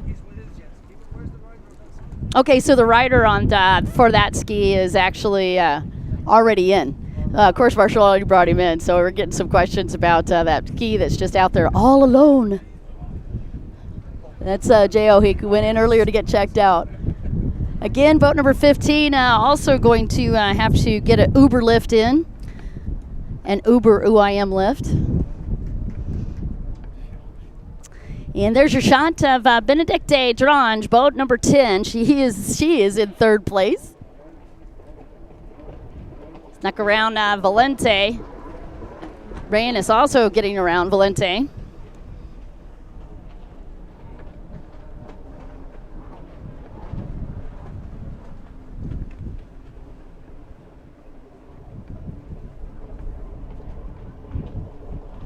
Good to have Mark Clements joining us today. Essa Taka Prami saying go Severi Salonen. And Elizabeth Lopez. Oh, asking us to show all of the drivers, not just 3. You are so cute. I will most certainly ask our camera crew to do that for you and show all of the riders. As we're working our way through this 12-minute moto, we're at 9 minutes, 56 seconds. By the way, happy birthday to Benedicte Drange. I saw that on the Facebook earlier. On Facebook. Happy birthday to Benedicte. She's on boat number 10. Meanwhile, that is your race leader on boat number 3, Theodore Lizeth.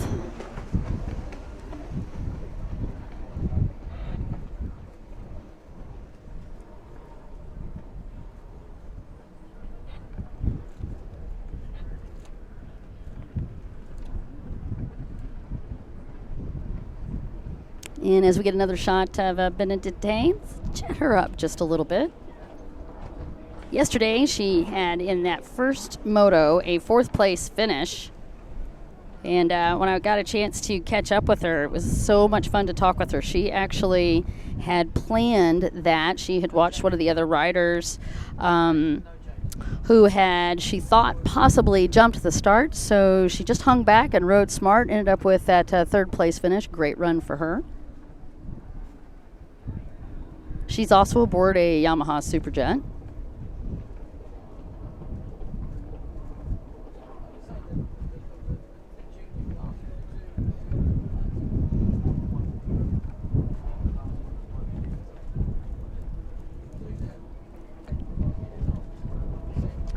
Eleven and a half minutes into this 12-minute moto. Benedicte, 13 years old. I guess she's 14 now because of the birthday. She lives in Bergen, Norway. She's a student, loves jet skiing and football. Rides for Team D Racing and Team Norway. Her sponsors, Autogenister. Her first race and win, by the way, was in 2011 at Hellestad. And she's a 3.2 champ in Norway, Sweden, and Denmark. And her debut for the UIM was in 2019. Mateo Reynes up on the screen. In second, we are on lap number 5, his fastest time with 2:02.54. And he is up in second. He lives in Estonia. And took a first last weekend on the European stop, first of that European national stop, the first of 3, and took a first with a 1-point lead.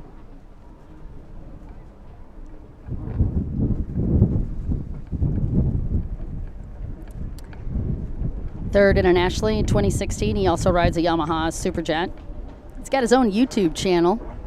We talked about that a little bit yesterday. Went rappelling in November, and you can actually see some of that in some of his races as well. Mateus aboard a borrowed boat. He actually did really good in the qualifiers. Then his boat went down, actually blew the engine. They're going to try to get that fixed before Olbia, but right now he's on a backup boat. That's Salman Al-Waldi's boat.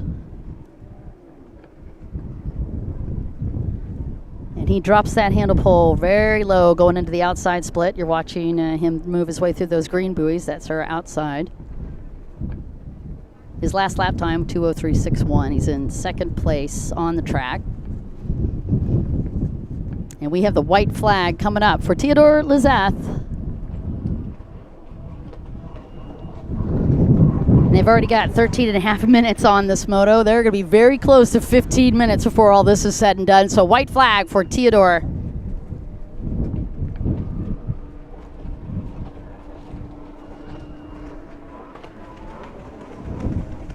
With that 45 points already. And depending on where Diogo ends up, he's still in 5th. If he maintains that spot, Theodore Lizeth will be your new world champion on the UIM-ABP Aquabike World Championship Tour. And this is for all the marbles, the stop at Portimao.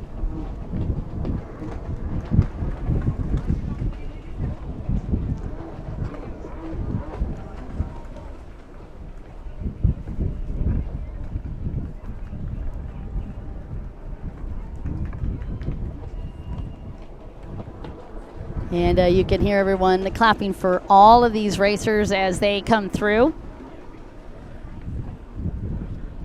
Boat number 32 is up in second, Benedicte in third, and she has 38 points right now. She's in 4th. So again, depending on where Diogo finishes, we're going to have a bit of math here to see who's going to be the top 3. But Theodore Lizeth, a bit easier to calculate. He's only 2 points off. And he's also about 10 pens or buoys away from a world title. The gentleman aboard boat number 3. And you can see at the top of that screen on the left, that's Mateo Reines as he works his way through that outside split on the final lap as well. So Norway and Estonia. Top 2 coming through. And that is the first of the 4 final buoys for Theodore Lizeth. A double-double. Drops into the front stretch, and you can see that washing machine effect. And he's going to play that very smart. Dropping low, takes the win, and unofficially the overall as well. Congratulations to the young man out of Norway from Bergen, where a lot of champions have been coming from. And second place is going to go to Mateus Reines from Estonia. Third to Benedicte Drange, and what a great birthday present, that young lady on boat number 10. That's how the moto finishes are. Top 3.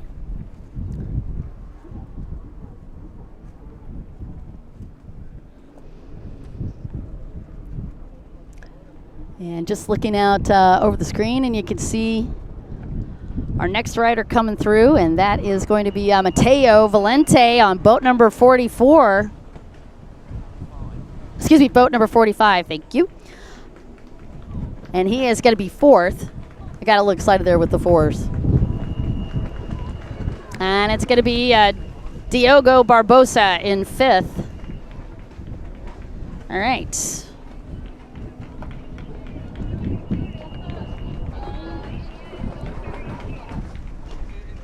Salvuri Salonon on boat number 26 for 6th place. And Diaz Lopez Esteban 7th. And that is going to do it. Beja for 8th. Garcia 9th. Diogo Faria for 10th place, and that'll be your wrap. And we will be right back after this short break, and we're going to calculate some numbers for you and see if we can give you an unofficial top 3.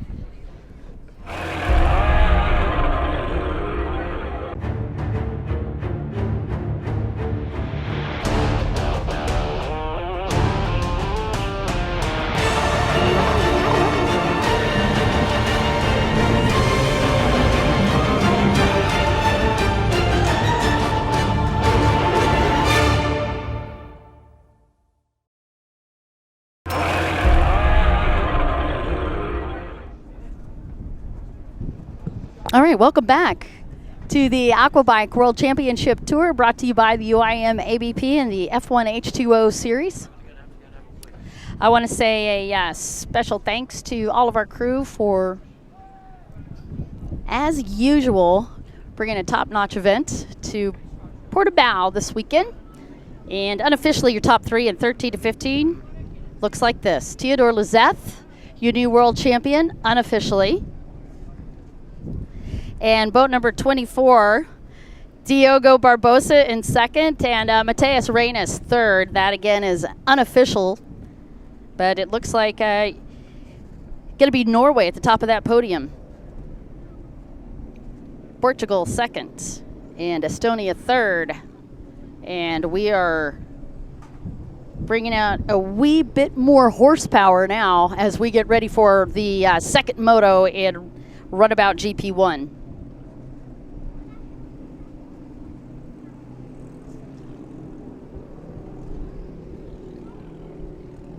All right, shout out to Elizabeth Lopez Alez, congratulating Esteban, Scott Benson joining us, as well as Jonna Borgstrom. Great to have you guys on the feed this afternoon as we get ready to go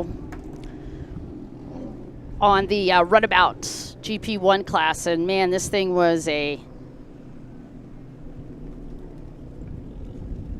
big, chaotic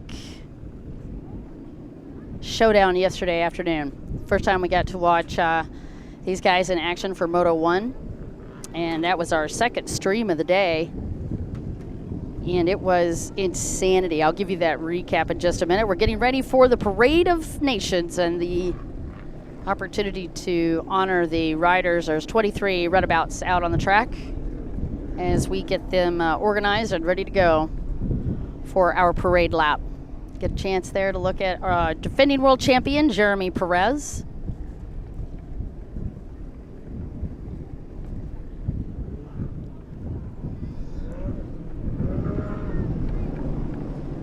And of course, you also get to see boat number 5, that's Rashid Altair. And speak of the devil, here's our entry list. Jeremy Perez at the top of it, Rashid Altair 2nd, Samuel Johansson from Sweden 3rd, Andres Wisniewski in 4th, Christoph Agostino 5th, Marcus Jorgensen 6th, Anton Pankratov 7th, Johan Johansson in 8th. In 9th place, Lorenzo Benalia. In 10th, Roberto Alexander. In 11th, Lino Arujo. In 12th, Patrick Agostino. In 13th, Gediminas Leonis. In 14th, Frederick Brandau. In 15th, Andrea Dominguez. And in 16th, Martin Alhaj. 17th, Yosef Abdul Razak. In 18th, Anthony Radtik. In 19th, Alexander Kabatov. 20th, Matea Fracasso. 21 was Dmitry Sukhov. 22, Rasmus Hansen. And Jan Jensen, who was stripped off his boat yesterday during one of those false starts. He is actually back on the leaderboard, and he is okay. Lots and lots to talk about in yesterday's festivities. 2 false starts, lots of circling to get these guys to line up. That was just the beginning of the madness.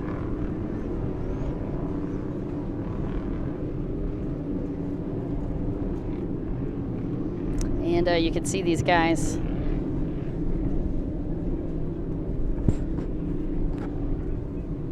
going through that start system, and for whatever reason, the right-hand turn that we started with, we shifted to this left-hand, much longer start.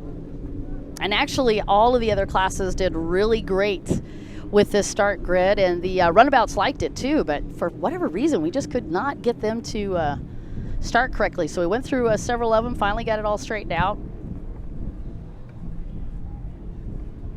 We had a meeting about that this morning as well, making sure that all the riders understood the change in that grid. And we did another minor adjustment to it, which you will see. They've actually extended that lane on both the yellow lanes and the red lanes, making sure that the angle is appropriate for these guys as they come in. You'll get the chance to see that once they get on the start. And there is the split section. How rough that water is instantaneously. Yikes. Outside split represented by the green buoys, inside split with the blue buoys.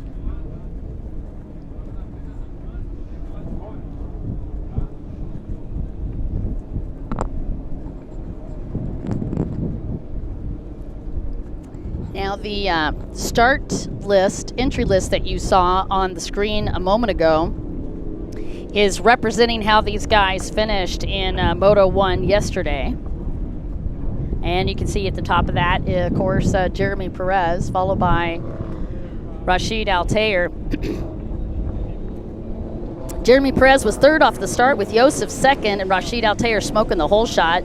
Samuel Johansson started out yesterday afternoon in 4th, and Andres Wisniewski 5th, Dmitry Sukhov in 6th, Christoph Agostino in 7th, and Anton Pankratov in 8th. Lap 3 is when all the excitement really got crazy. Dmitry Sukhov broke, and that virus spread because Yosef Abdul Razak started having problems on lap number 4 and began moving backwards in the field on his borrowed boat.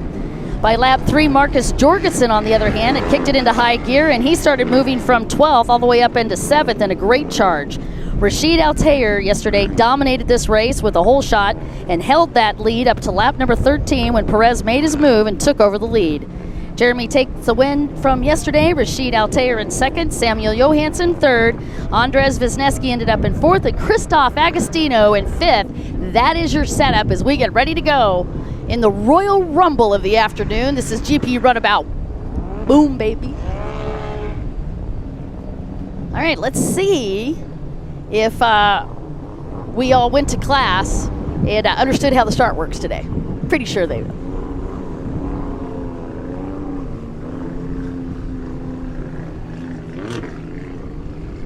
And you can see Yosef Abdul-Razak yesterday was on a borrowed property. He's actually riding Al Hajj's boat. And here's some inspiration. This guy here is paralyzed from the chest down, carrying the American flag. And honestly, you know, you're going to take a hat off to he's not the slumps guy out there. He runs so much in the field. Just down there taking a look. I think he's on another borrowed boat for today. Now, I had a lot of questions yesterday about Yosef Abdul-Razak on the live feed. Normally, when you get a 17th place, if you'd have been working from the point system from last year, if you'd have gotten a 17th place, you would have had no points. However, we changed the point system this year, as I had been talking about earlier, and particularly when you get down into that 10th place position. In 10th, you get 11 points, 11, 10 points, 12th, 9 points, 13, 8 points, 14, 7 points. Well, you see where I'm going with this. He got 17th. He ended up with 4 points overall. Now, do points make a difference? They most certainly do. The separation between Jeremy Perez and Yosef Abdul-Razak in that final round last year, only 5 points separated them coming into that race. So that 4 points could very well turn into a pivotal number for Yosef Abdul-Razak. Let's see what's going to happen on the start as we get ready to go for Runabout GP1.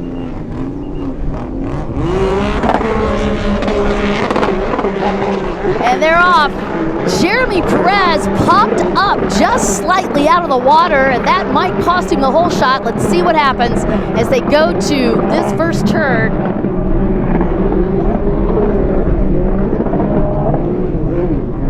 Yep, it is going to be boat number 5. That was just enough to allow Rashid Altair to nail a hole shot.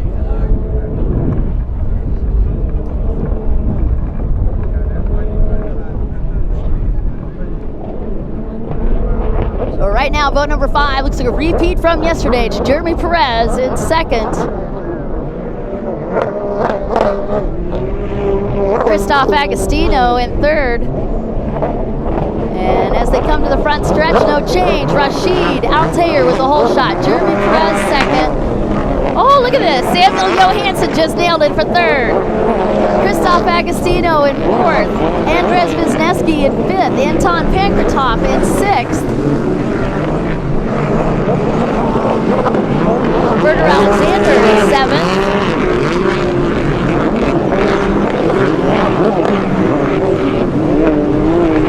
Johan Johansson in eighth.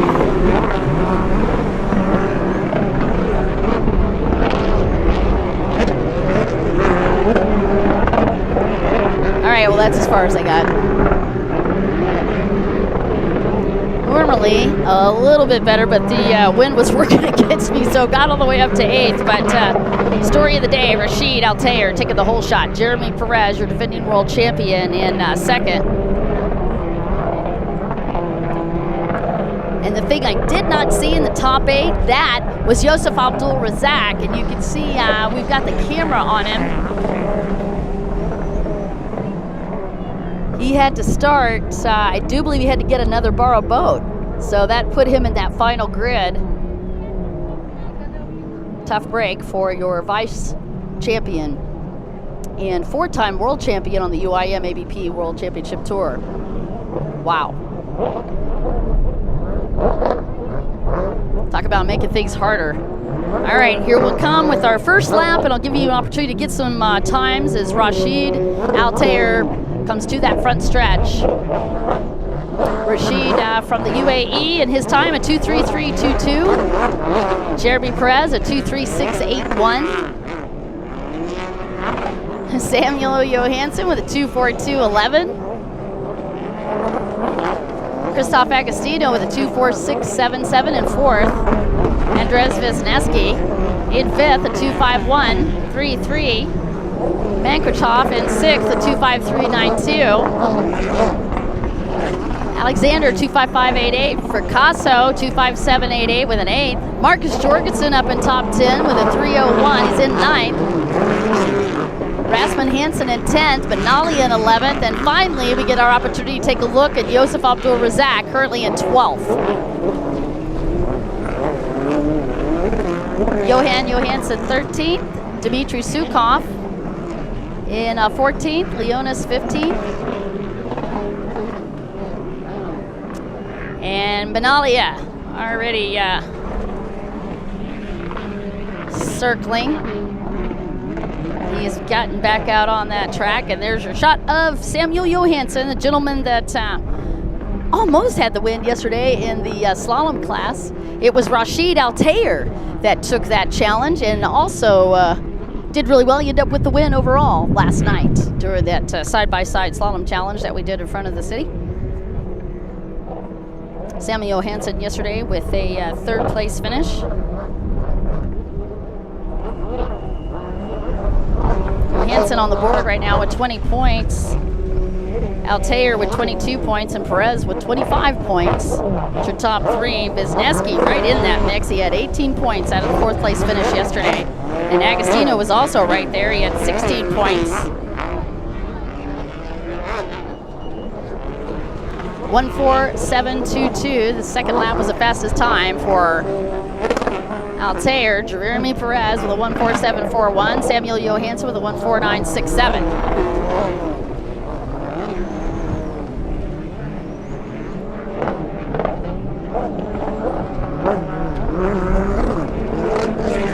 And it looks like Josef Abdul-Razak able to keep picking them off. That's 26 that's having boat issues. Roberto Alexander having to retire. Tough break for Roberto. Out of Spain, actually. Good run yesterday, too. Ended up in 10th place. Right now, he's going to have to retire from the field. Worst way to have to go back to the paddocks. All right, Rashid Altair. As he drops to the front stretch, this is going to be lap number 3. We've got a 25-minute moto. We are a little over 5 minutes into it. And no dramas at all on that start.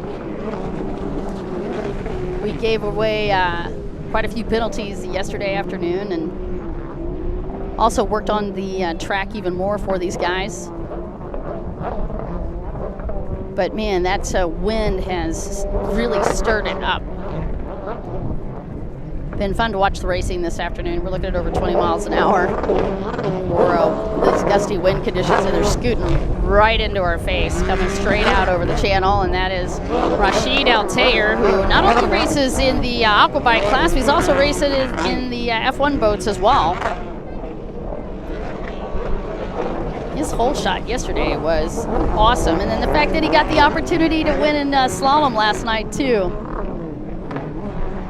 In 2018, he ended up 20th overall. He only able to do 5 motos of the 10. Or excuse me, he had 7 motos last year. He had a 1 DNS. His best finish was Olbia, 4th. In that first moto, he ended up with a 6th overall in Olbia. Just wasn't able to put together a full-on combo of finishes last year, but this has a great start for him for 2019. And we've got a rider that's got a boat not running on the front stretch, and he is right in the middle of the checkered buoys. It's boat number 18 that is looking for the Uber tow. Actually 78, not 18. Oh, that's Rasmus. Tough break for him. So Rasmus gonna move back to the paddocks as well. So that's number 2 of our continuing attrition. Taylor, 1:47.22 on that one. Perez with a 1:47.41. Sam Johansson, 1:49.67. Current lap time was a 1:50.46. Agostino with a 1:49.58. And Wisniewski starting to pick up this pace. He's on this last lap with a 1:56.51.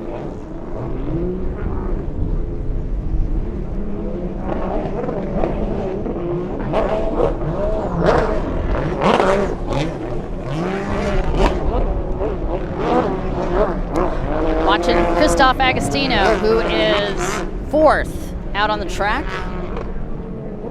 Agostino currently in 5th overall with his 5th place finish yesterday.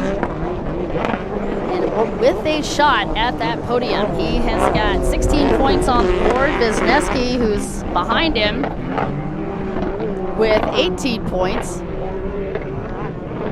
So right now, that battle between Portugal and Poland. Christoph had some great runs in 2018. His best was Gallipoli, only 6 points away from that podium. Ended up with an 8th overall. 2017, he was 6th, tied with Andres Wisniewski. So that showdown has been going on for a couple of years. His best finish in 2017 was Dubai, where he placed 6th.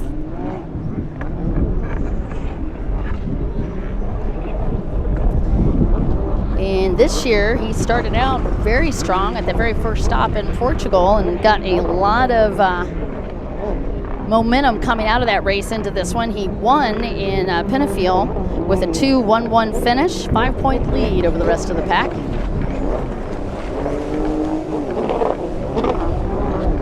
Christoph Agostino currently 4th.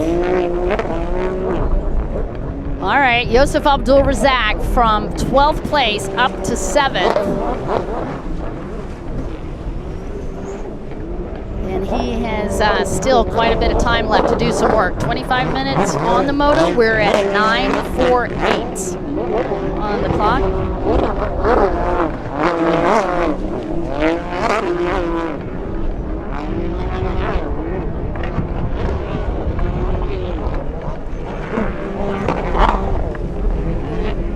That split section is looking ridiculous as these laps accumulate for the riders with all these boats out there.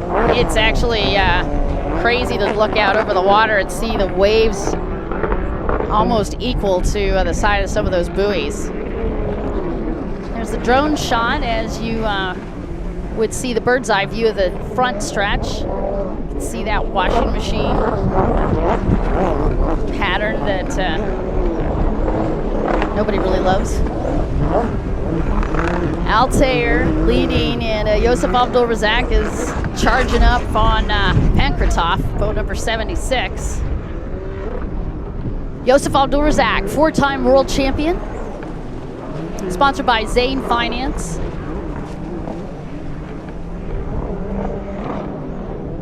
Current lap time for him, 1:58.42.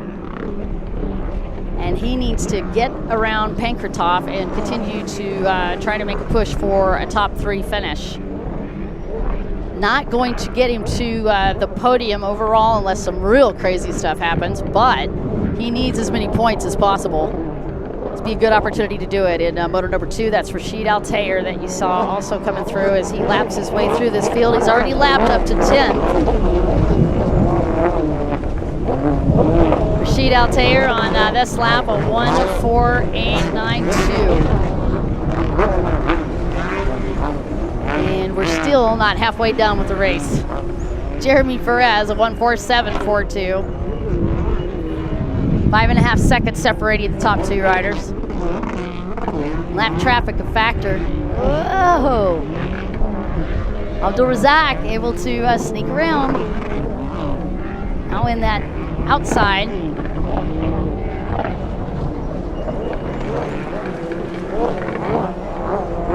Technician at work as you watch Runabout GP1.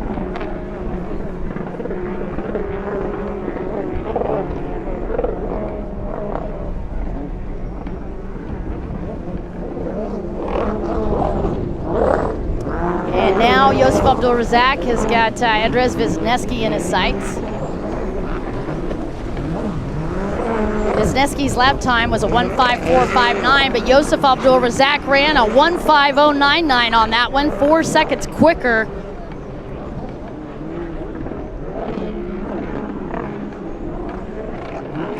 Josef was one of the few riders I see that instead of getting in his head about finishes, he literally just locks in, goes right back to focusing, and he goes for whatever job he needs to get done. He's quite the technician when it comes to racing in an Aquabike series, and it is that focus And that ability to let the past be the past, not worry about yesterday, today is a whole new thing for him. And he has taken that attitude through these 4 wins. He almost had a 5th win last year. The gentleman that was in his way on it was Jeremy Perez.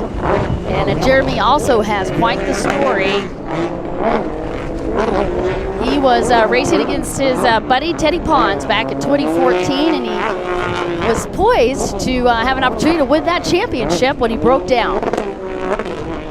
That break cost him the title, giving it over to Teddy Pons. And Teddy, as I had said yesterday, made a prophetic statement. I hope you're the next Frenchman to win. Sure enough, last year, that prophecy came true. 5-point lead turned into an overall for Jeremy Perez on boat number 86. And the first time in the past 4 years that Yosef Abdul-Razak has not been at the top of the podium, and a break for Rashid. Oh no.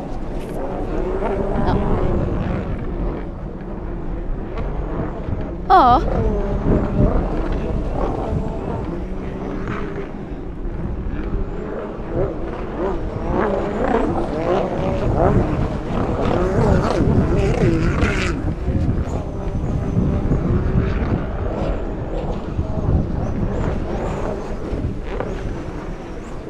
I almost thought that was Rashid's boat. It's not, that's why I paused. Boat number 22 is actually the one on the tow hook and supporting the shoulder as well. Look like that is Anthony Radatic, who is under the tow hook at the moment, so I hope he's okay, but he's protecting the shoulder on that ride in. Get you the update on that. Meanwhile, Rashid Altair still on the track, still leading.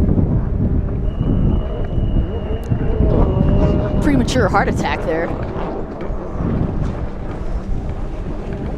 Rashid Altair on the front stretch. We'll get another time as we move into lap 7. 1:47.91. Anthony, boat number 22 under the tow hook.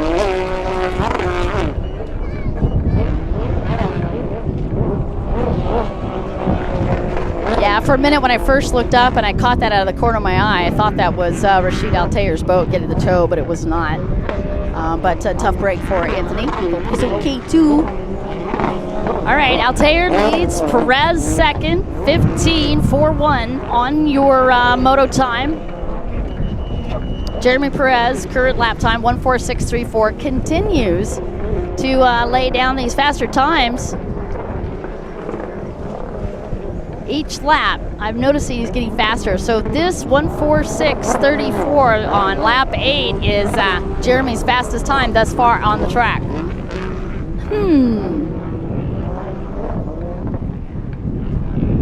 And yet another rider having some issues. And also boat number 78, who is still out there. Rasmus Hansen has just been trying to nurse that runabout around the track, see if he can get some points on the board. But he is over there close to the seawall at the moment because he is losing power. And he might have to get a lift. All right, your top 10 posted on the leaderboard. To the left, Taylor, Perez, Johansson, Agostino, Abdul-Razak had gotten around Wisniewski, Fracasso, Pankratov, Jorgensen, and Johansson, the dad, in your top 10.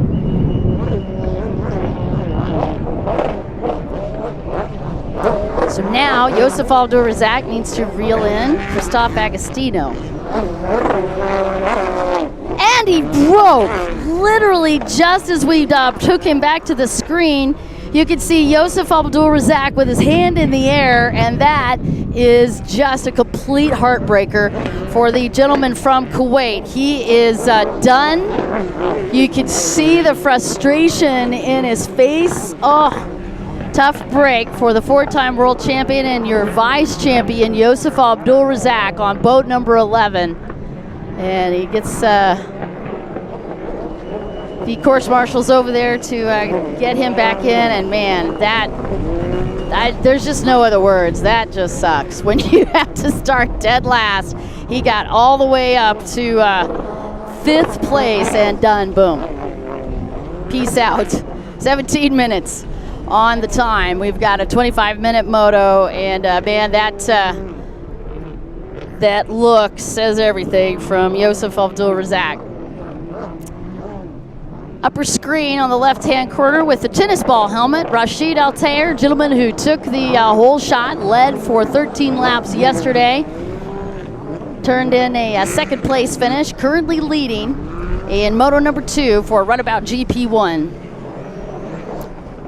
Let's see what kind of time he posts on this lap. We are coming into lap number 10. Thank you so much, Nedra. It's great to have Tara Lejo on the stream, and JH shouting out for his rider, Rafael Kor, shouting out for Andres Wisniewski. Wisniewski right back in this hunt. He's in 5th. Mohammed Ishmael shouting out about Rashid, and yes, he is a very good rider. Patricia Seche shouting out for her fellow Frenchman, Jeremy, 86. Lindblad from Sweden shouting out for the Swedish team, both Samuel and Johan. And Dirk Landowski saying, "Go, Frederick, go," on boat number 66. Frederick, by the way, an update on him, he's in 15th on lap number 8. So still charging. You're looking out over the water, and that is boat number 8 you're looking at, and that is Matteo Fracasso, who had a good run yesterday. He was right up in the top 10, but he had issues with this battery. The battery cable actually broke. It was just one of those crazy things, and unfortunately that cost him those positions. Currently, Matteo Fracasso in 6th place in moto number 2. Perez got around. See if he's faster on this lap. 1:46.93 for lap 10. Altair with a 1:44.75. Altair still holding the fastest lap time, and oh, Joseph. And we're seeing the course marshals as they drag him across, and yeah.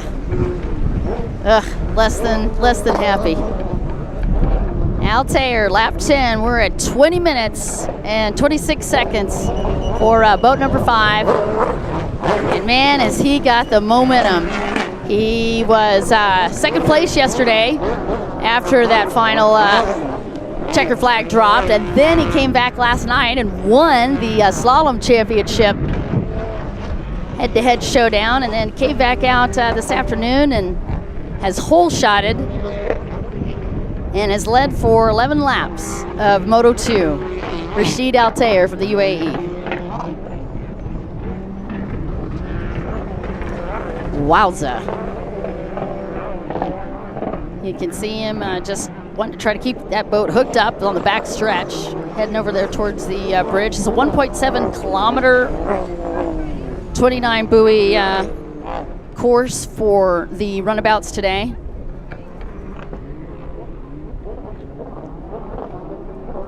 And you can see how they literally are just crisscrossing him back and forth. Goes all the way back in for a double yellow. That's after that big, well, not big, but it's the second part of the backstretch. Goes doubles and then back to the double reds, and then he'll enter into the split section. That's Sam Johansson. And Sam is poised to take a first ever podium in the Runabout GP1 class. Now, he has done quite well in GP2 and GP3.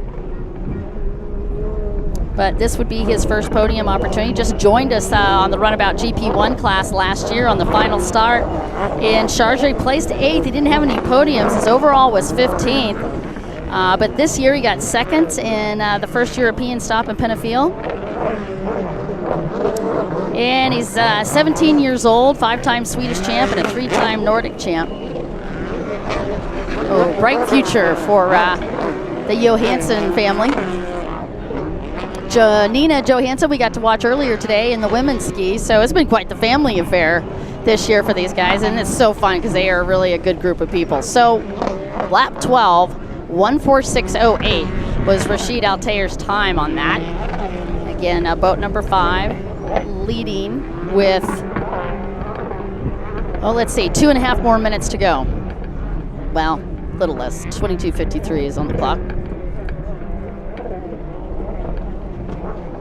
And if he does this, let's see, yeah.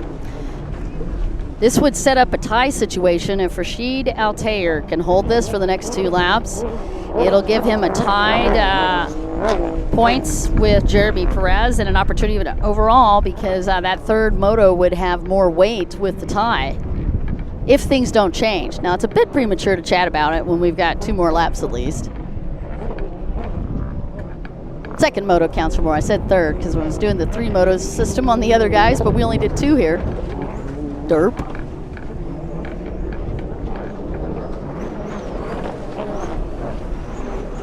All right, 23:42.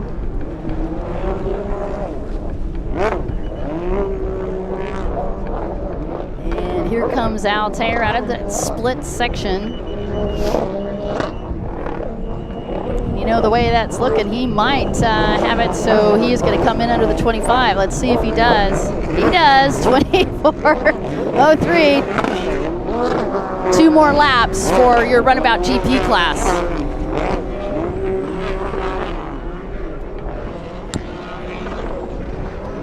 Woo! 2.66 seconds separating the top 2.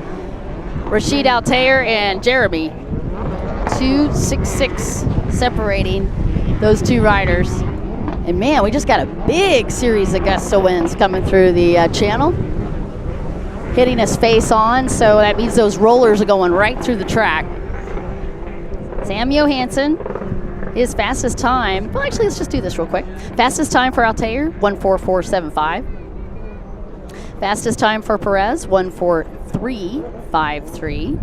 Fastest time for Samuel Johansson, a 1:49.67. About 6 seconds between Johansson and Perez for fastest lap time. Oh, and by the way, the lap time that was the fastest time for Jeremy, that is his current lap. So he continues to pick off the inches here. And Jeremy has been around this track more than once with the UIM-ABP Aquabike World Tour, and he knows that the clock is ticking away. So he is starting to put some pressure on boat number 5, your race leader, Rashid Altair, and it was lap 13, by the way, when Jeremy Perez stole the lead away from Rashid yesterday. Yosef's best time, well, I'll get that for you, 1:46.97. Shaheen Abir, it was 1:46.97 was Yosef's fastest time. Right in the hunt. But remember, he's on a borrowed boat, so that's a bit unfair because they are always going to go faster on their own boats. But 1:46.37 was fast time for Yosef Abdul-Razak for this one. Go Sweden Go from Inrik Bronzevad. Oh, we're 25 minutes. White flag is up. 3.3 seconds away from the top 2, and everybody's starting to stand up on the wall as we have that white flag coming out for Jeremy Perez and Rashid Altair, and the strategy vastly different depending on what seat you're on. For Rashid, it's going to be all about Big D defense. He needs to protect this line and not open up any opportunity for Jeremy Perez in these final 15 buoys. Meanwhile, Perez in that seat in second is looking for a chance to make a move, and now is going to be the time, as he does not have a whole lot of it left. Situation as is for moto number 2, Runabout GP1, and that is your battle for the overall, because if Rashid Altair could hold Jeremy Perez off, it's good enough for the gold today and the top of the podium, and this would be his best ever finish for boat number 5, the gentleman from the UAE. Oh, and it is looking better and better as he comes through. He just came out of that split section and into the merges. You're looking for boat 5. You want to see where he's at. He hits the top 2 on the yellows. He's got one lapper ahead of him, and he turned awful tight, held on to it. Put your hands together for him. Rashid Altair with his first win in moto number 2 and his first overall for the Grand Prix of Portugal. All of this, of course, after you get through tech. See dealer for details. And it's going to be second place for Jeremy Perez. Wow, and third for Samuel Johansson, fourth for Andres Wisniewski. And actually, that's your podium right there. Rashid Altair, Jeremy Perez, and Samuel Johansson. That's the top three. Again, once you get past tech, just unofficial. Lee. L-Y. Wow. Great racing. Whew. And of course, they did it to us again. They took that right down to the final lap. And a nail biter for a finish.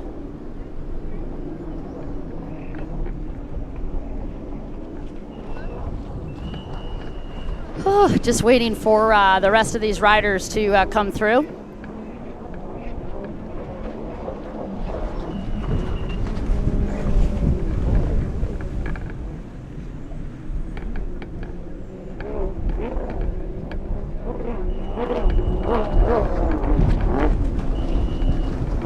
I had to catch my breath on that one. You've been watching the race action here for the Aquabike World Championship Tour, brought to you by UIM-ABP and the F1 H2O Series.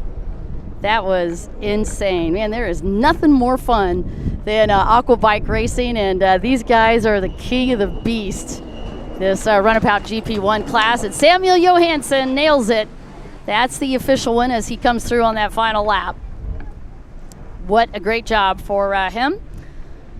So again, your podium looks just like that. Taylor, Perez, and Johansson for the top three again once they get past tech. All that unofficial until we work our way through it. And also they got to wait for anything that maybe they saw out on the track that we didn't see.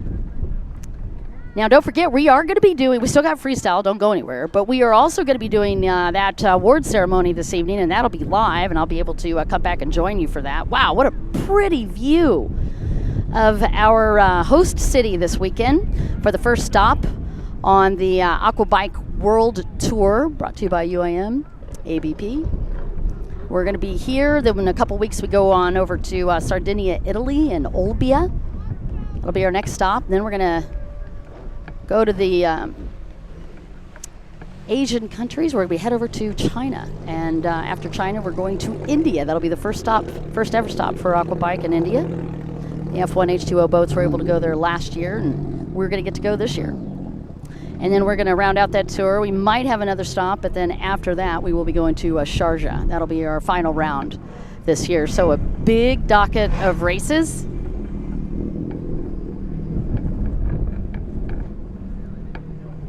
Well, I'll tell you what, let's take a quick break. We will be right back after this little short break. And then we will start talking about freestyle. Meanwhile, actually, Rashid Altair has got the opportunity to have the flag, so I better wait on that because I want to give him an opportunity to shine. He certainly deserves it. Rashid Altair, boat number 5, and man, you can actually feel the energy up here. He is so happy. Best finish ever. It's actually been his best weekend ever. Second place yesterday. He had the lead for 13 laps, and Jeremy Perez just sneaking around him, and then of course today taking the win, and that's all he needed to do to take the overall. And that capping a great night for him last night. He got the win in the slalom challenge, parallel slalom, and the crowds just loved him last night as well. So it's going to be a big evening for the UAE.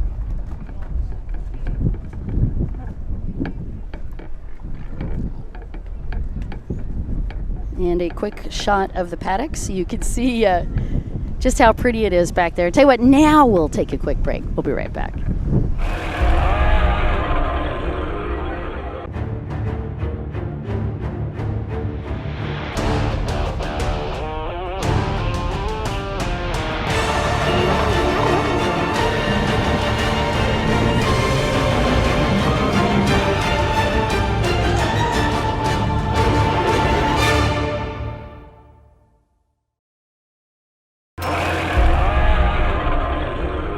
The Aquabike World Championship Grand Prix of Portugal, right here in Portimao.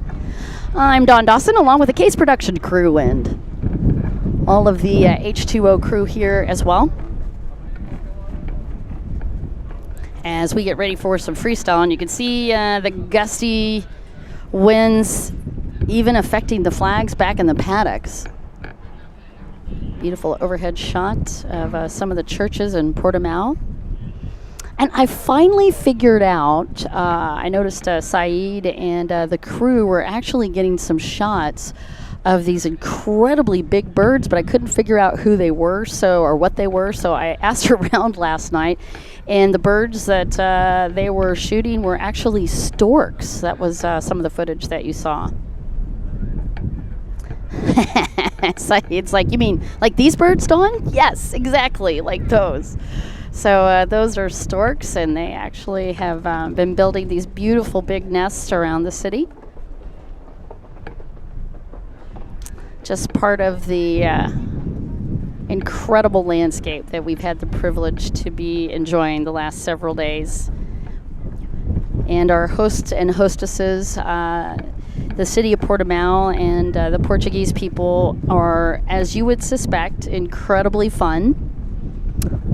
They have amazing food here, so that's been tough. It's been so hard on us because we keep going out to eat. And they're also a lot of fun. The nightlife is really cool. We went to a special chef gala yesterday evening where the different hotels actually were putting out these incredible new dishes, finger foods, and we were actually a part of all of that yesterday evening as part of our challenge with the slalom. We had several thousand people last night coming to watch that, and again, our three winners were Ski and Schwettline and Ski. And so that was pretty cool. And on a brand new boat, no less. So Chris Dorello's got to be pretty happy with that from Go Fast because he's been helping him with that boat. And then, of course, Sophie Borgstrom taking the win in the women's ski. It's her first win ever in the slalom, and she was over the top excited. And then, of course, again, another first win. That went to Rashid Altair, gentleman on boat number 5 from the UAE. So that's how the slalom stacked up yesterday. And as we get a quick look out, look at the camera shaking. Wow. That's not the cameraman. That is literally the wind. That is crazy. Okay, so it's a remote setup, but the wind is so strong. We are actually hanging out in a beautiful city that actually used to be a big fishing village. And I was getting a bit of the stories yesterday that they're very famous for just one of the types of fishing that they do here is sardines. And they are very famous for all of their different dishes here that are delicacy dishes made with fish and sardines in particular.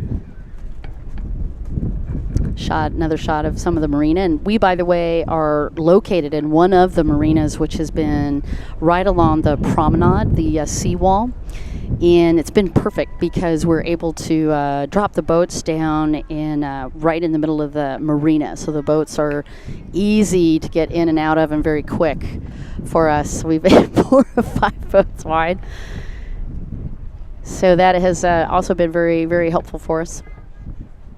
Beautiful location. We're right on the river, and I'm probably going to say it wrong, so please forgive me, but I'll try. But the river El Rude.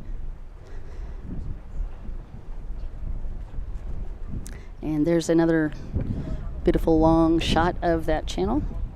Again, we're getting ready for freestyle, and hopefully we'll have Jeremy Perez down here for an interview, and also Rashid.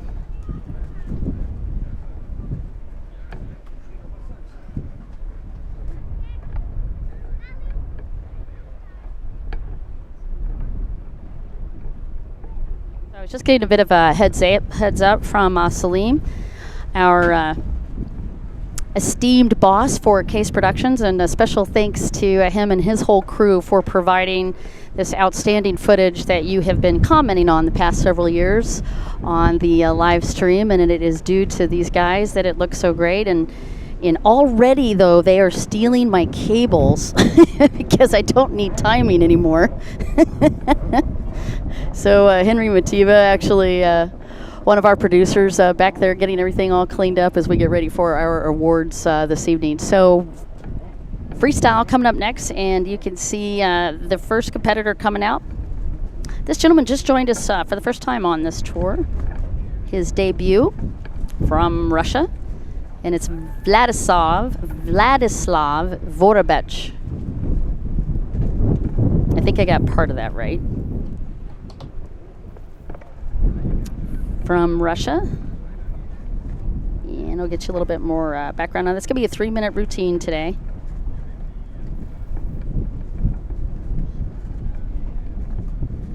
He actually is from Moscow specifically. His full-time regular day job, Monday through Friday, he is a department head for a company that manufactures and sells medical devices. You know how he got into this? He actually snowmobiled and got bored during the summer, so he decided to take up freestyle. And we love that idea. Now, they have actually moved them a little bit further away from us for today's final, and they're still down there by the judges, but they're also down by the VIPs. So I will be doing the call. Here's his opening routine for the 3 minutes, and he opened that up with a backflip.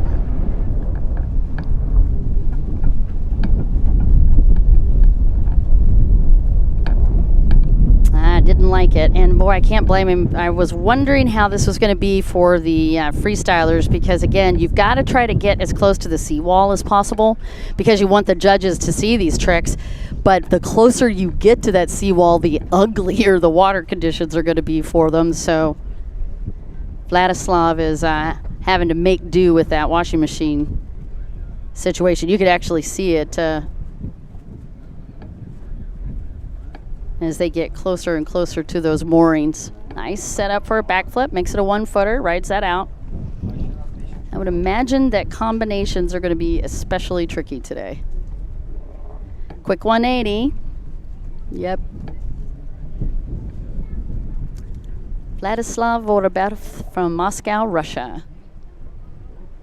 Snowmobiles in the winter, and now he freestyles during the summer.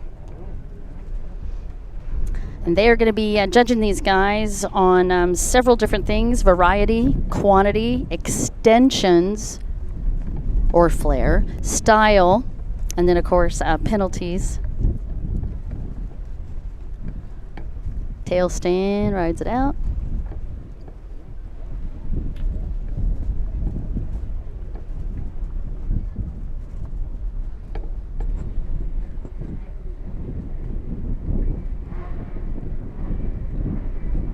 Depending on where you are in the world, that would dictate how long your freestyle routines are. But on these, they like to do 3 minutes for these guys. Nice backflip.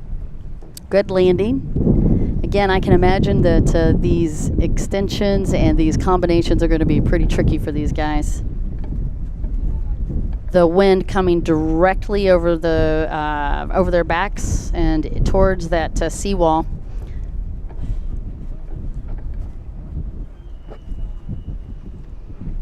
And I could hear the whistles from here.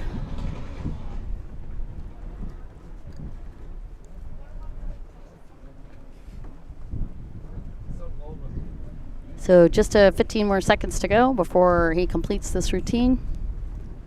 Vladislav Runabout, our debut rider from Russia.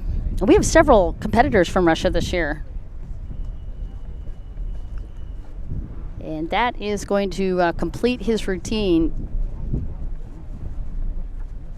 One of the tricks that he has been working on this year, and you saw him perform it yesterday, and that was the barrel roll. And he actually did a really great barrel roll. Now, he did finish 8th place today. Oh, nice. Now, that was just for fun. He's aboard a Richter boat. And DASA is the engine under that hood. And that's going to do it for Vladislav Runabout.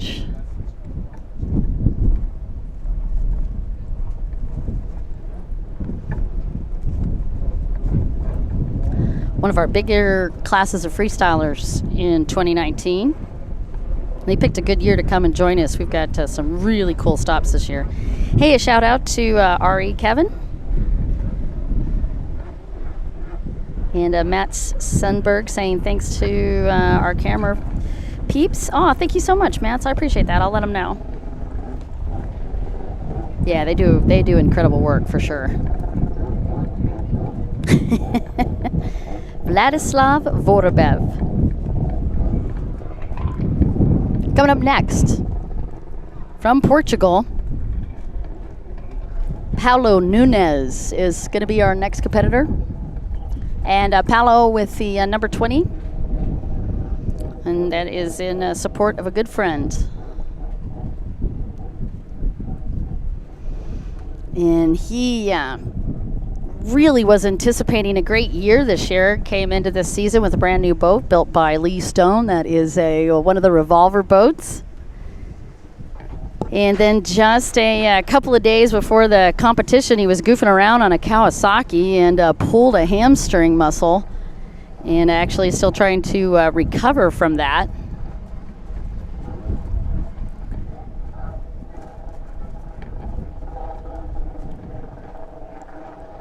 And I am down here with a gentleman that just pulled off one of the best finishes ever on the UIM Tour. The one and only Rashid Altair. How are you, sir? Good. Amazing. Amazing today. Tell me how the track was for you. Today is very hard.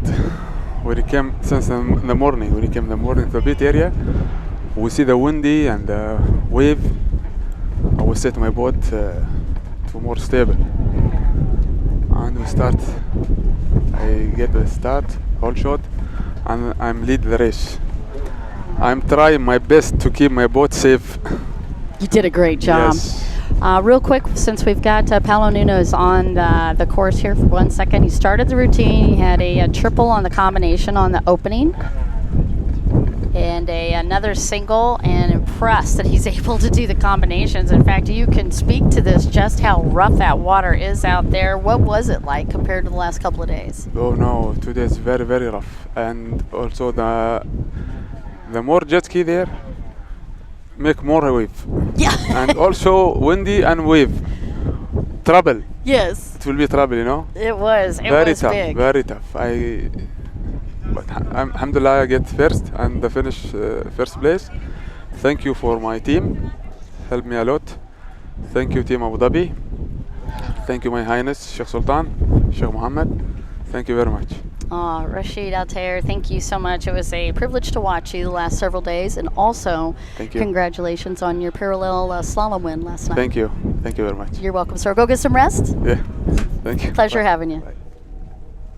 All right, that was Rashid Altair, and we will see him just a little bit later at the award ceremony. Back to the water, we have Paulo Nunes finishing his routine, and he had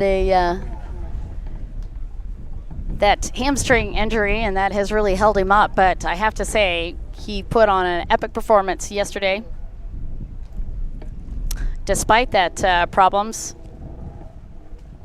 good scores in variety and quantity, also good scores in style, and only a few penalties. Just did not able to really post too many points for extensions, but you could see why. And then, of course, today is going to make this even more tricky because of these conditions. And even as Rashid Altair was telling you, aboard a big runabout, it was quite dicey. All right, double backflip and into the tail stand, and that was, yeah, you could actually see his leg got locked in. I saw his leg get hooked into that foothold. And yet he just will not quit. Series of 180s. You can just see how tough Paulo Nunes is. He had been on the tour previous years, but what he was doing was helping out his sweetheart, Joanna Grassa, in her quest for a title on the women's GP ski. And last year, Joanna was like, you know what, you should do a couple of freestyle stops. So he did, and now he's addicted. And so he wants to do more, which is awesome. And that's why we get the privilege of having Paulo Nunes be a part of our freestyle team this year. Such a great guy. And this couple is one of the sweetest couples. Both of them, of course, Portuguese. Joanna Grassa, you saw earlier today. And they are giving a very warm thank you to Paulo Nunes for a good routine despite the injuries that he suffered earlier this week. Once again, put your hands together for Paulo Nunes on boat number 20, our second competitor for this afternoon.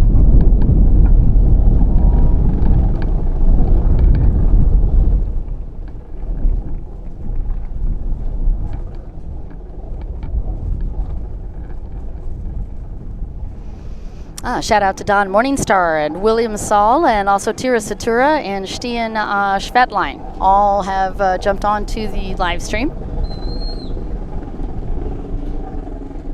And even as he works his way down the seawall heading back, you can see all of his fans and family still waving at Paulo Nunes, boat number 20, and he does a quick high five for William. Our next competitor coming at us, that is Niels Willems from Belgium. Brand new to the tour this year, 24 years old. He was born and lives in Antwerp. He works as both a jet ski performer and a motorsport instructor. This guy is nuts. He loves skydiving and riding, and of course, all kinds of motorsports. But here's what's nuts. You'll notice that he has super flip bars on, and I keep waiting to see a super flip because those are incredibly cool. And Niels Willems is a very, very talented freestyler, so it's great to have him on the tour with us this year. The boat you see him on is an X1 bike from Compositech, and a nice opener with a whole bunch of altitude, big backflip, and another big backflip to that, and a series of 180s and 360s, and a nice combination for him. And despite the tricky conditions, he is rocking this opening sequence. That's going to complete it over 12 tricks just in that alone.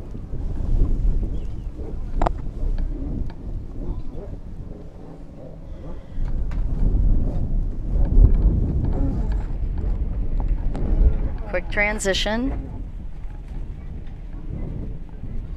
Aerial 360. Sets up for a backflip. Backflip. Reverses the 360 and reverses. Doesn't add any points. Looks cool though. 180, 180. And gets a opportunity for the crowd to interact with him. And of course they do. Loving this, and it is wall to wall down there along that seawall. And another nice setup, barrel roll, backflip, and the crowd loving that as well.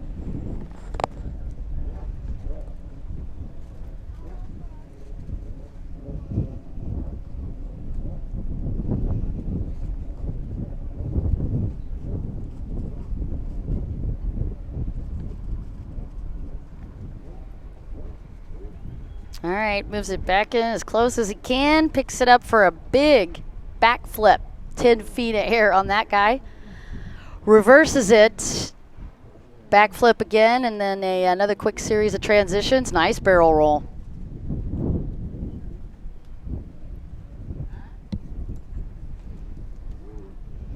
You can see all the cameras out. More backflips. These combinations are definitely going to be helpful for the points for Niels Willems. He is an official Compositech factory test rider. That's a French hull, by the way, that X1. He said it was made in 2018. It's got a full carbon, and it's actually the same hull as Roberto Mariani has. Oops, and Roberto will be coming up very shortly.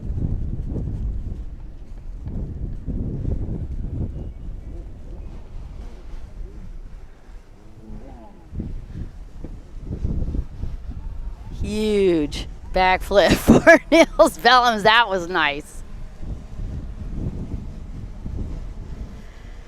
All right, he had great points yesterday with a Moto 1 finished for a variety. He had good points for quality. Extensions, some points as well. 17 overall for style. No penalties. Putting him up in 6th place. And he is still going with a barrel roll.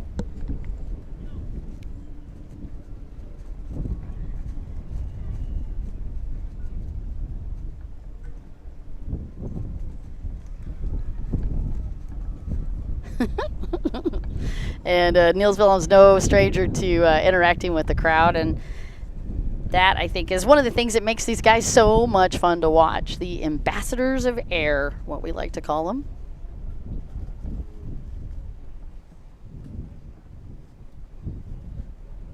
Earls of elevation, ambassadors of air, whatever you want to call them. They are still some of the entertainers of our sport, and without them, wouldn't have so many people lining up along that wall just to come and watch them and get pictures. I don't know what it is. It's just spectacular to see a freestyler in action. All right, that's going to complete it for Nils Willems as he comes back. Great job for the gentleman out of Antwerp.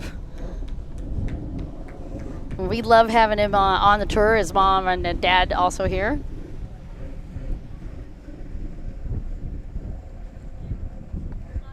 Or dad, I saw his dad.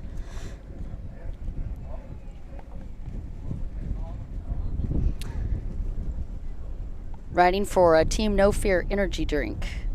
Niels Willems from Belgium, the gentleman that you just got through watching. All right, you're hanging with us for the freestyle. And as we typically do in freestyle, we work them in reverse order of how they finished yesterday in their first session or first routine. We have it moto on the sheet, but that's really not what you call it. It's their first session. And coming at us next and placing 5th yesterday, he's from Russia. Put your hands together for Sergey Kimozov.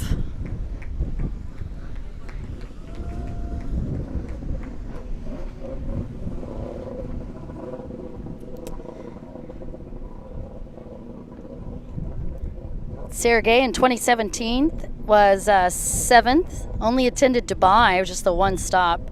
Got a 3rd, and he was 3rd overall with that 1 point separation. He's young as well and only 18. Lives in Moscow, enjoys boxing and jet skiing. He's a student. Rides for Team TSCH Freestyle.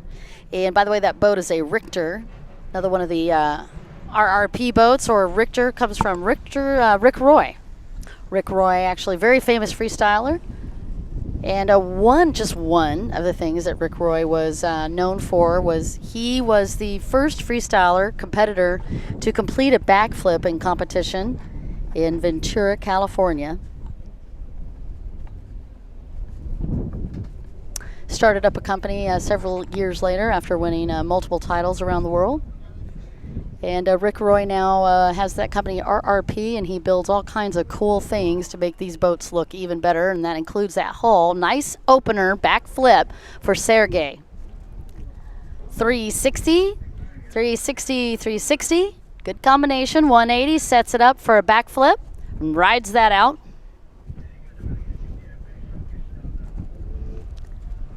Barrel roll, 360, 180, back flip.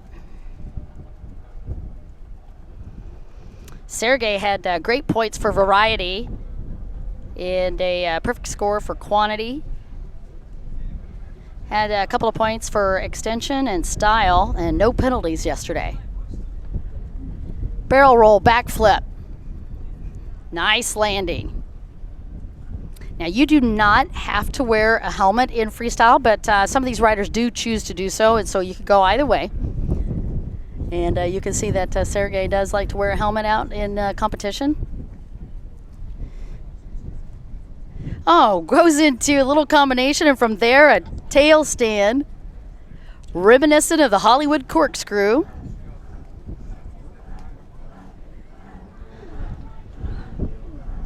Series of 360s. Sets that into a back flip.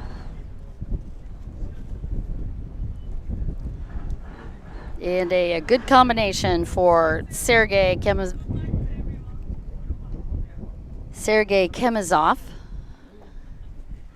And a nice super sub.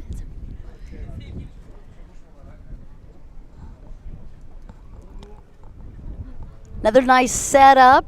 Goes for, looked like he was going for a throw. And then converted that into a tail stand. Locking his feet back in. Still got a bit of time on the clock.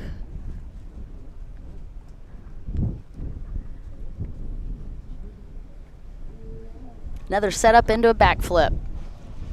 Really like how he lands these backflips. Very technical and very precise on those landings, and that really is going to help him.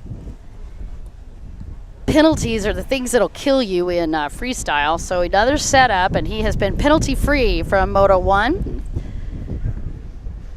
So a spin, one-hander, one-footer, goes into another couple of 180s and into a backflip. Now, if he'd had a full extension on that and it turned it into a backflip, that could have been a 50-50.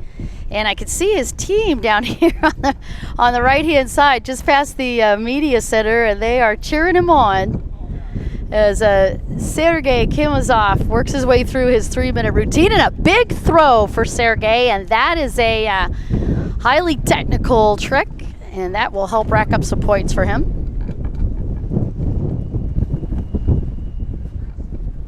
Hopefully not too many penalties. You do need to hold on to that and complete it without releasing. But another great run for Sergey Kimazov,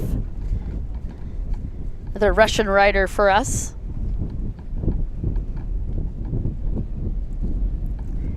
Got a podium last year in 2018, pulled off a second, and he is definitely going to be one to watch in 2019. And as we are working our way down the final couple of seconds, big back flip, rides that out into a tail stand.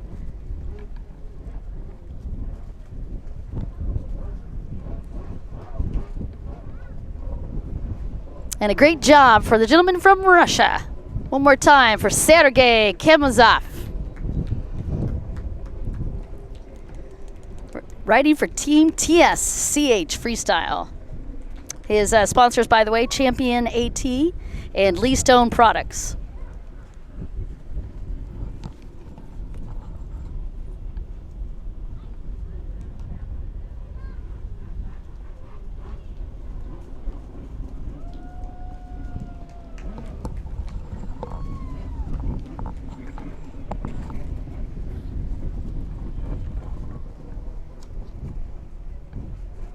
And it is a Russian invasion. Up next, Alexander Karemshin, also from Russia.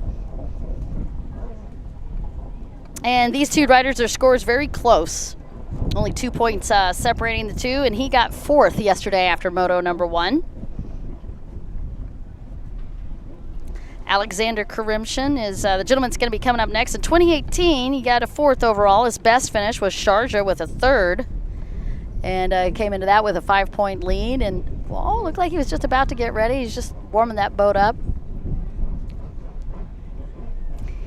2 times he's nailed Aquabike podiums, once in 2017 and once in 2018, and a big opener, big 540.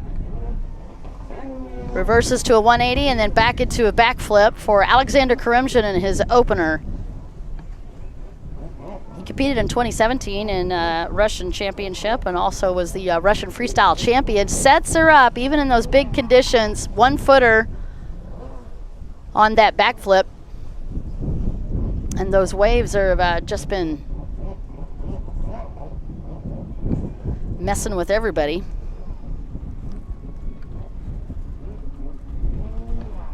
Barrel roll, backflip. Bit of an over rotation, but held on to it and rode it out.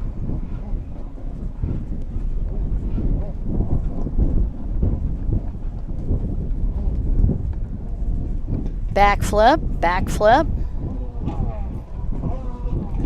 backflip.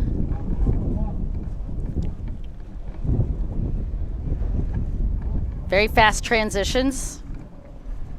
Something else you definitely need in freestyle.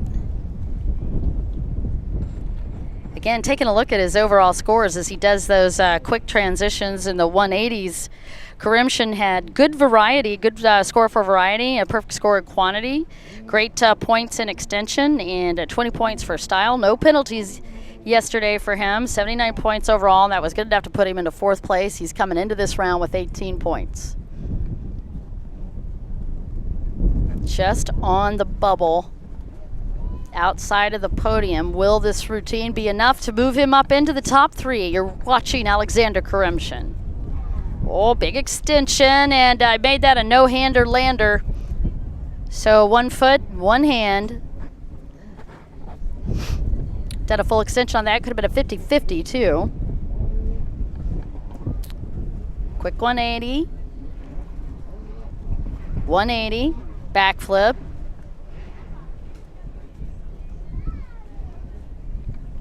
tiny tail stand. You can see how stiff those handlebars are. They do that intentionally on the design for these big handlebars. Nice kick. That almost looked like a can flip. I can't tell. I don't have the losing my view here on the TV screen because the sun is setting right behind us, but it looked like it might be a can flip. Another flat 360.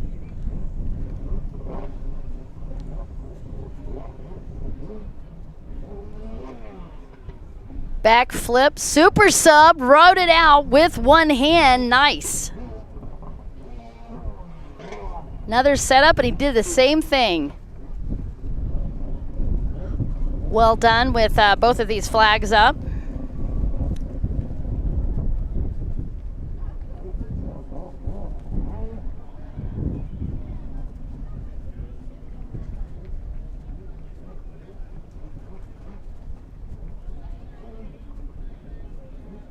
That's going to do it for Alexander Karemshin.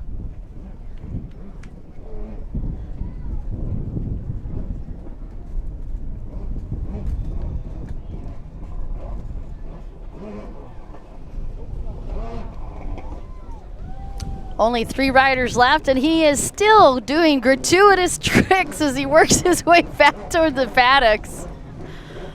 Oh my gosh, very typical of these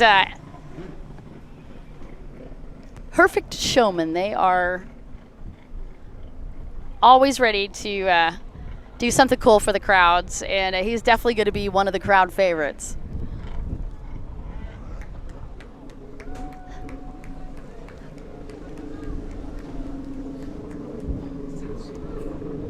Burning, and I can't see. Yeah, I can't. Okay. All right, up next, Yaroslav Turner.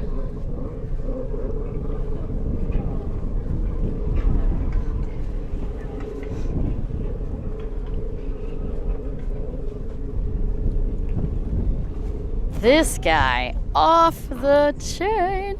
All right, so Yaroslav Turner from the Czech Republic came in 3rd yesterday in the first session. He had a 24 for scores in variety, a 30 in quantity, a 5 for extensions, a 21 for style, total of 80 points out of a possible 100. And he is coming into this one with 20 points for 3rd place.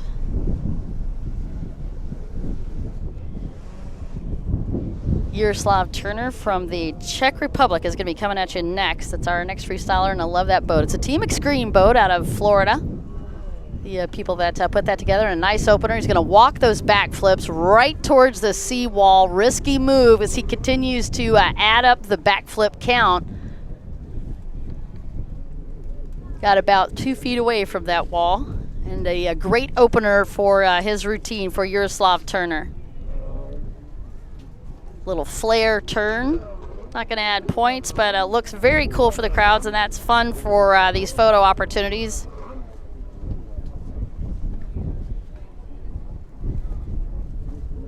.180 kicks.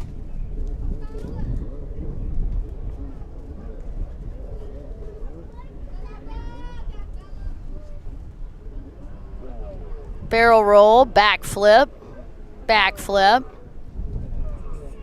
Backflip.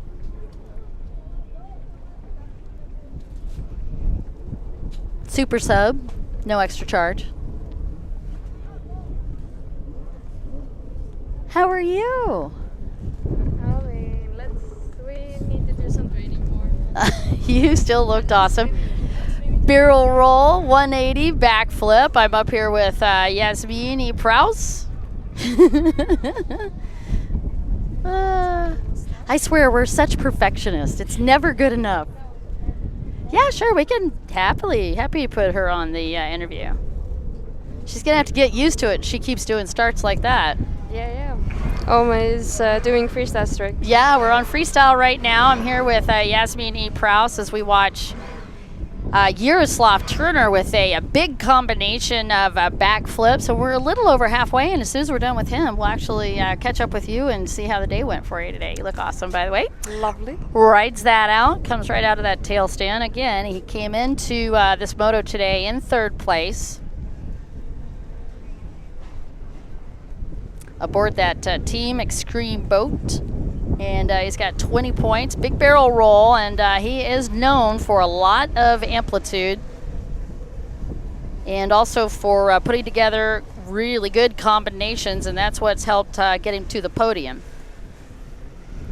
And following Alexander Karimshin's run, he knows he's going to have to deliver on this. Nice backflip into a nose stab, and he rides that out. Not an easy trick to do. Another little flare move. And again, as soon as we finish up with that routine, we'll go to the interview. But that way, go ahead and work our way through the final couple of seconds here with Yaroslav Turner, your current 3rd place. And that would be the Czech Republic version of the Hollywood corkscrew. Named after Scott Watkins, who originally performed that trick, and Scott actually now works for Yamaha. It's one of their top guys. And that wind just continues to gust through from one side of the channel to the other. And congratulations to Yaroslav Turner. We're going to have to see how those scores turn out. I don't have the ability to take a look at the scores, but that looked to me like a very solid run. It is going to probably be pretty close between him and Alexander Karimshin. That was also a good routine. Well, let's catch up with this young lady from Estonia. Yasmin E. Prouse, you came into today, you little predator. You had a good run. You have managed to hole shot every single start in the 3 motos that we got to see you the last couple of days. Tell me about your starts and how you're feeling. Well, the whole start is very good, but the next part of it is probably swimming. But now we'll trying to get there, and it's so beginning of the season, and I'm still getting used to it being first, you know. But it's fun though, and coming after the other girls, it's more training and everything, you know, it's just fun.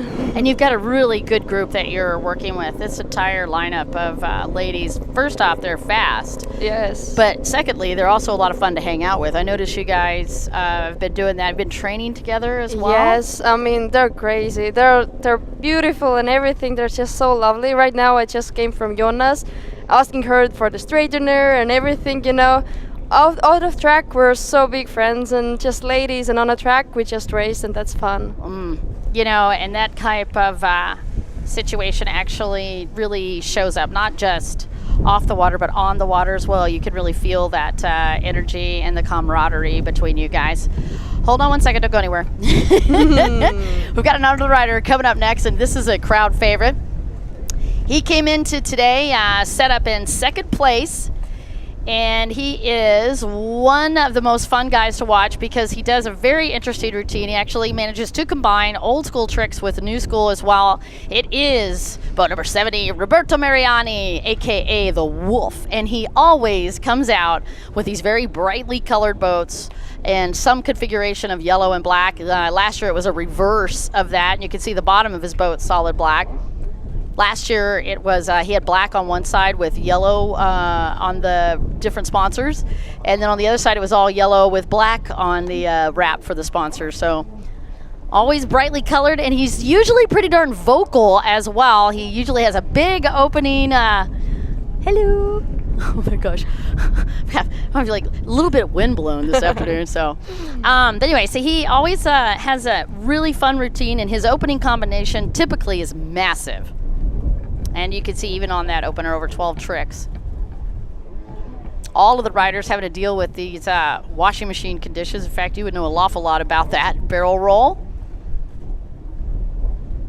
We'll talk a little bit about these waves that these guys have been having to deal with. Lots of 180s, and you can see he's really just hopping from wave to wave there. Smart move and a great way to integrate the current conditions with a solid routine. You're watching Roberto Mariani now. He came into today in second, and when I take a look at the scores, perfect on variety, great on quantity, got a 30, 1 on extensions, 20 on style.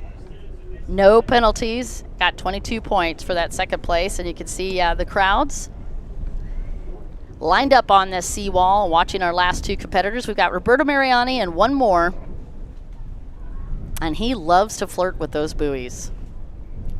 Now, something a closed course racer would never do, and that is try to jump over the top of a buoy, but I have seen these freestylers make that run more than once. Quick 180, back flip, lands it one-hander. Another quick 180, again, right in front of the crowds. Lands it towards the back of the boat so that it's a little bit softer on that landing. You don't have that big pancake flat sound, which hurts because these things have 0 suspension. Well, they do have suspension. It's called your knees and ankles. All right, got his signature move. That's the running man.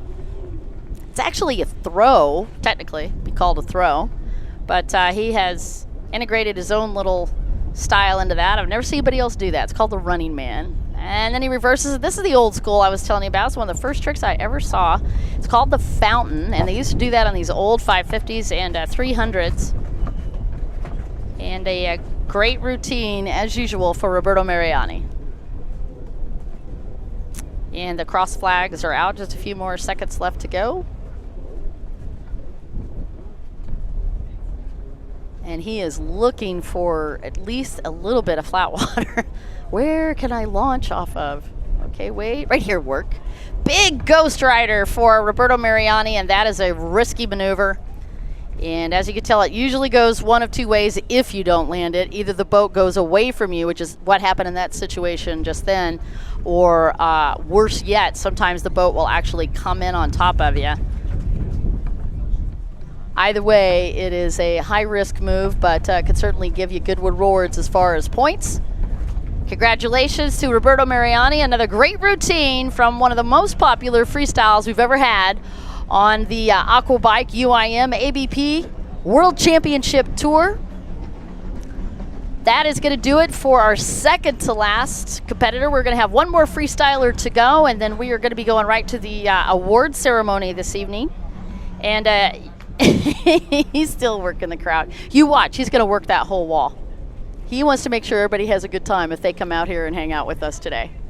All right, Yasmin, we're just taking a look at the seawall, and I want your input on it because it looked gnarly from our perspective. What in the heck was that front stretch like? Wow, it was crazy. I mean, the waves came and you were only jumping there. You had to do a lot of work with your arm and holding the ski.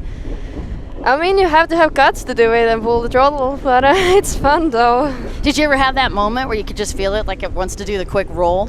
Oh yeah, I hate that. All the time. Every time you came on the straight, you're like, oh my god, hold it, hold it, hold it. Yes, we're done. It's like that. You just try to get as low as you possibly Exactly, and can. if you let it go of the throttle, then it's even worse. Yeah, good point. And actually great advice for us.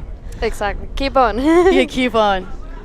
All right, we are up on our final competitor, the gentleman that took the win yesterday's afternoon session. He hails from the UAE. And when we take a look back at his career last year, it was all about 2018 for this gentleman. He went into every single competition undefeated, and at the end of it in 2018, he got his first crown for the UIM-ABP Aquabike World Championship Tour. Put your hands together for our defending champion, Rashid Al-Mullah.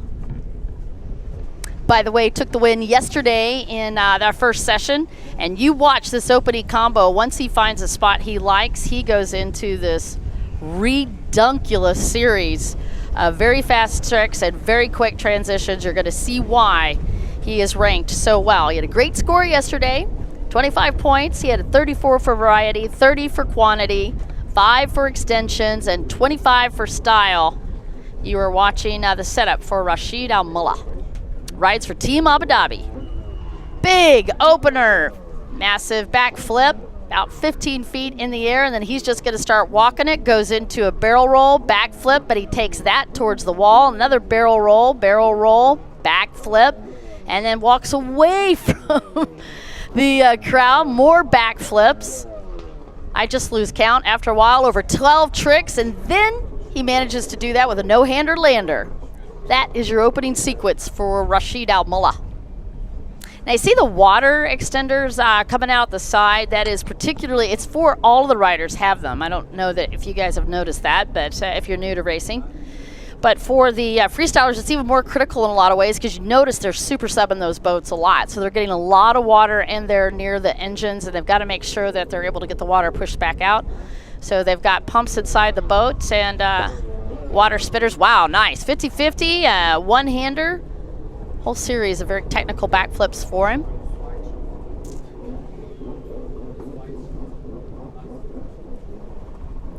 He's going to do another setup, and he is having a little bit of challenge with this washing machine. Does a 360 setup, backflip barrel roll combination, and another backflip, barrel roll, reverse, backflip, barrel roll. You could call it an off-camber 360 either or, and a little one-hander lander. Now he lives in Dubai, and in his off time when he's not on that boat, which is rare by the way, he practices daily. He loves to kite surf and wakeboard. And he's got a pretty cool sport. He actually dabbles in falconry as well, and another big combination for Rashid Al Mullah.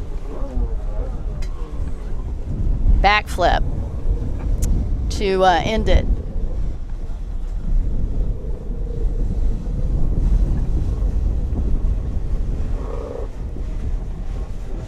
And those flat 360s, they don't add points, but they're fun transitional moves for the rider. Barrel roll, and he does that low. It's like a speed roll. He also flirting with the buoy. I don't know how they do it. Incredible depth perception to be able to work around some of these other obstacles out on the track.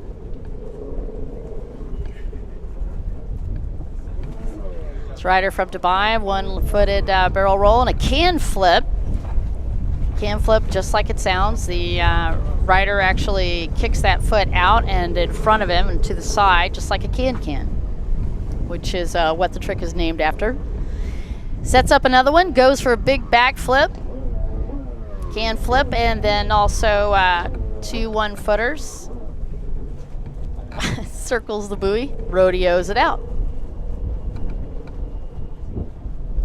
You can see him kicking his feet into those custom footholds. They really try to get as much lock in as they can. You know, I just realized he's got super flip bars on as well. If it were flatter.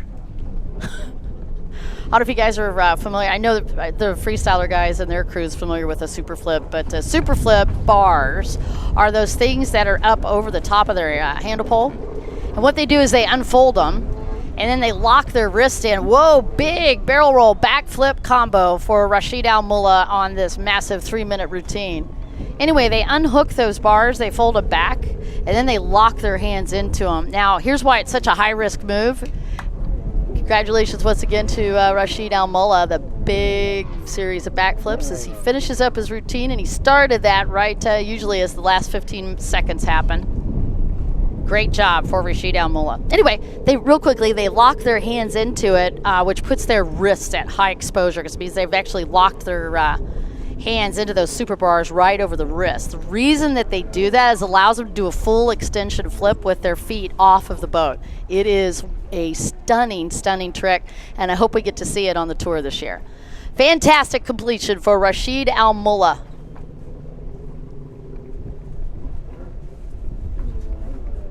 His first world title last year on the UIM Tour, and he was very, very emotional on that win, and understandably it was a perfect performance. And he's just giving love to the crowd there. Big barrel roll, backflip combination. You can see the red flag out, and you can also see him ignoring it. Nope, I'm doing all this because I love it. Oh my gosh. They're crazy. I feel like he was that kid during recess that wouldn't come back in. Yeah. That guy. Barrel roll as part of more of that cool combination. And again, he's just doing that for love of all the residents at Portugal that have joined us this weekend, and thank you so much for hanging out with us. That was awesome.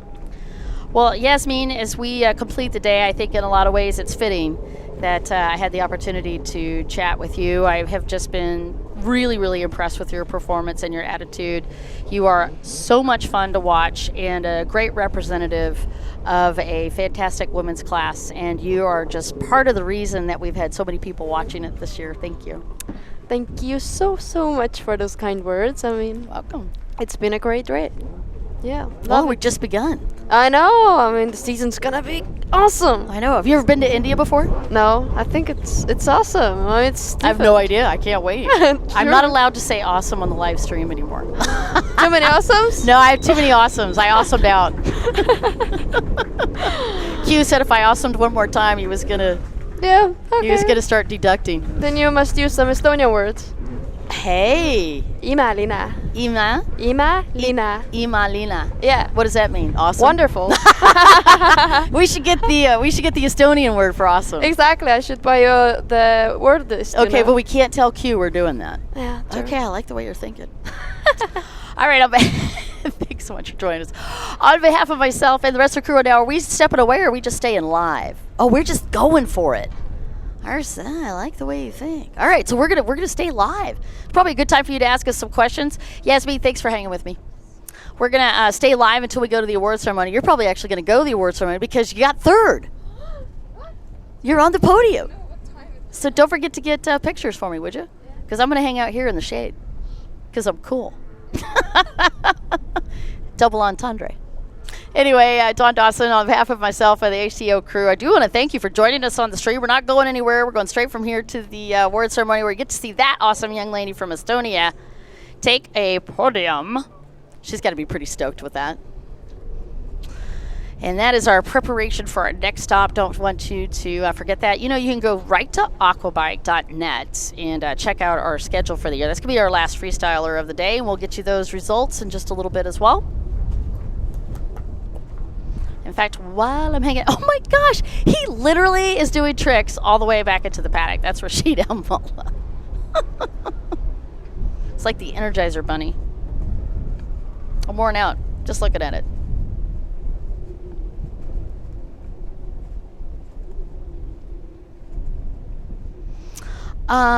Yes, I most certainly can do some of that.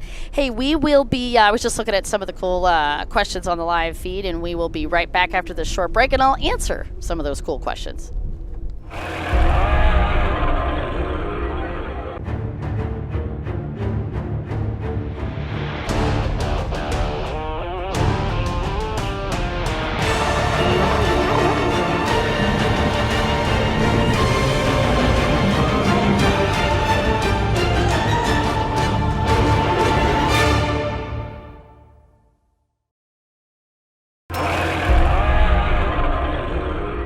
To the Aquabike World Championship Tour. I'm Dawn Dawson, along with all my cool peeps from Case Productions. We be chillin' as we get ready for the award ceremony. We've got the best seats in the house, front row, right on the TV monitors, so we won't miss anything, which means you won't miss anything either, because we're going to stay with it live this whole time. Hey, special shout to Wu Rong Hua and Loris Barberi, who has been joining us quite often, actually. Was on almost every stream last year. I really appreciate that.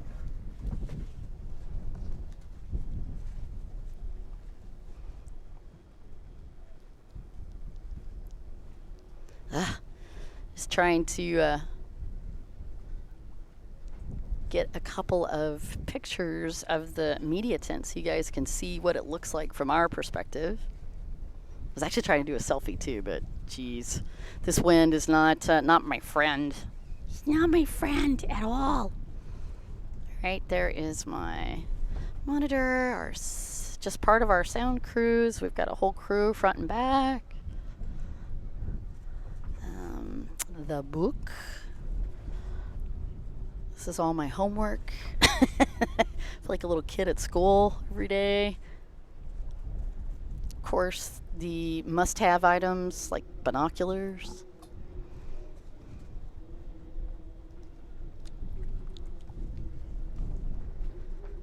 All right, so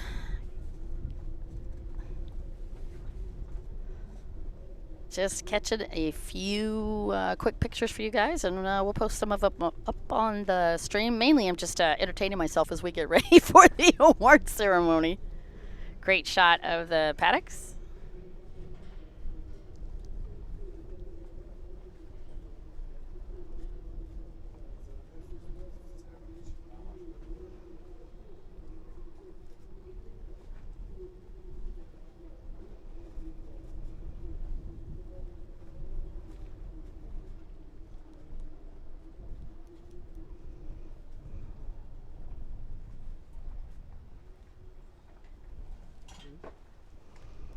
And here's the recap from earlier today and from yesterday's festivities.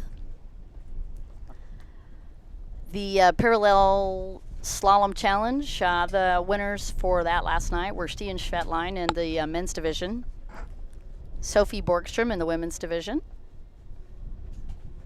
Rashid Altair in the Runabout GP class.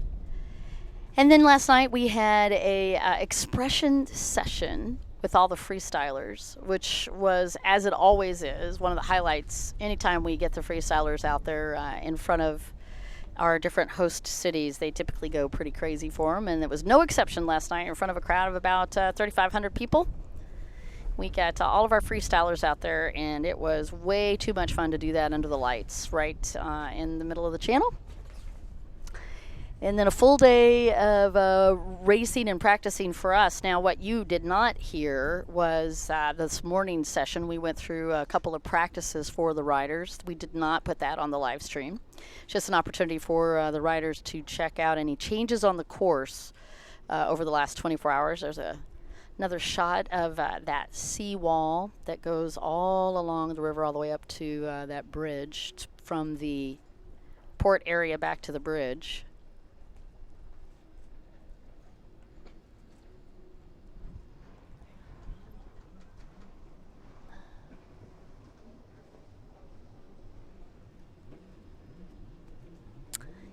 And as we went to the third set of motos today, it was so much fun to watch the girls. Eminelli Ortendahl. Now, again, I don't know what the finals are, but there's a shot of the awards. And as usual, they are always spectacular. The top three unofficially, Eminelli Ortendahl with a perfect score between yesterday and today, and they did 3 motos, putting all 3 of those scores together for that overall. She took the win, and it was Jana Borgstrom for second place, and it was Yasmin E. Prouse for third. And then, again, all this is unofficial. I don't have any of the finals yet. And then on the boys, when we got to watch men's GP1, it was Kevin Rederer with a perfect score today and yesterday. And then Dan Anderson and Martin Manny. That's your top 3 unofficially for the men's GP. And then we went into the junior classes, and that was off the chain. In juniors 10 to 12, it was Andrew Hubert Laurie, Rashid Tayer, Emmanuel Lite for your top 3. And then in junior 13 to 15,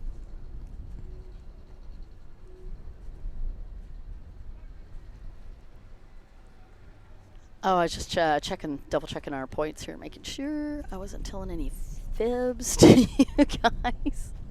Whee! Hate it when I do that. In the 13 to 15, it was boat number 3, Theodore Lizath, that took that win unofficially. And then second place was boat number 24, and that's Diogo Barbosa, and boat number 32, Mateus Lorenas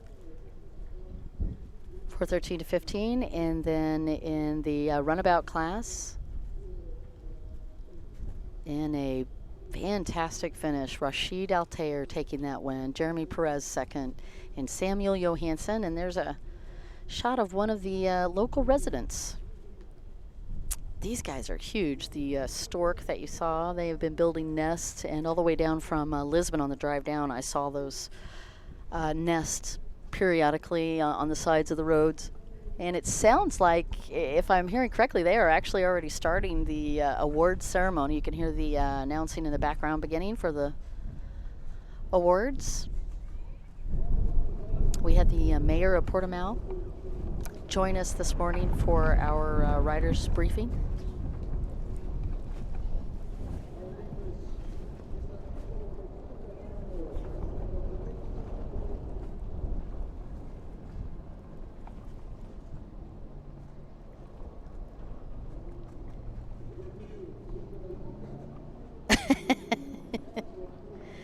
Hey, it's cool to have Jeremy Poper jump on with us.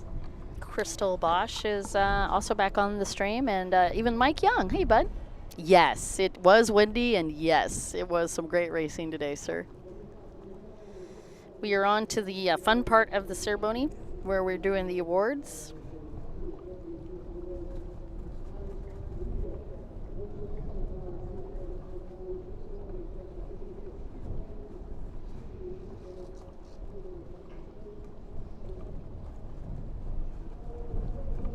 Oh, doesn't that look like a perfect Sunday afternoon? Taking a sailboat out along the river.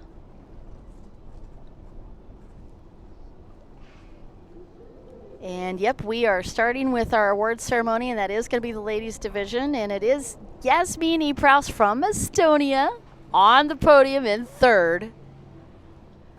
And Jonna Borgström going to take second, and Håkan Borgström just beside himself, I'm sure. Helena as well. And it does look like our mayor of Portimao, Mrs. Zelde. And your Grand Prix of Portugal champion, Emanuele Ortendal from Sweden, going to the top of that. So Sweden, and Estonia represented in women's ski with our very first Grand Prix for the 2019 World Championship Tour, brought to you by the UIM-ABP, Aquabike, and F1 H2O race promoters. We're very lucky to be a part of this program. And once again, our podium, and they have such a great tradition here. I'll walk you through a little bit of that. They are going to play the national anthem for Sweden. They are also giving them an opportunity, well, actually pause for that, so can honor the country.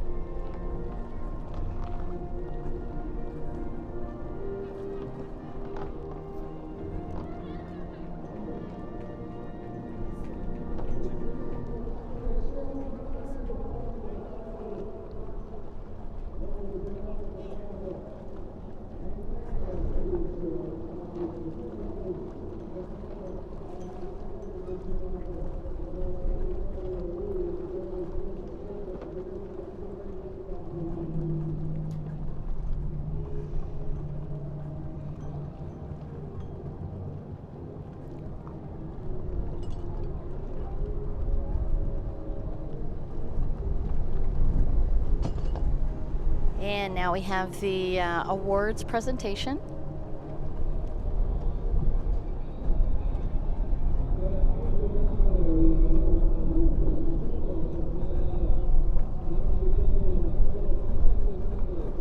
Our city council members and mayor for Portimao representing, and of course Nicolo San Germano, the president and founder for H2O Promotions and Aquabike, as well as the F1 H2O series, also comes in to do the award presentation.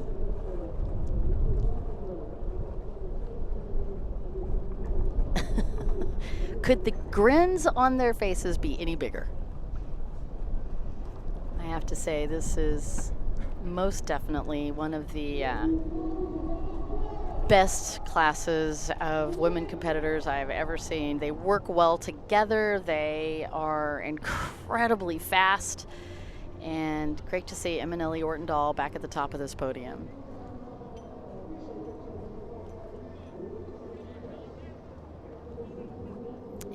love to have even more.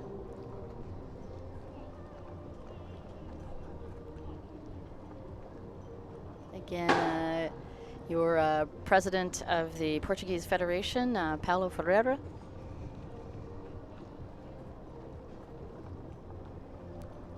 Luca Filberte, Nicolo San Germano, and again our mayor for Portimao, City Council for the award ceremony. And congratulations to all three ladies again. It was Yasmin E. Prouse and Jonna Borgstrom, and of course Emanelli Ortendahl, your top three.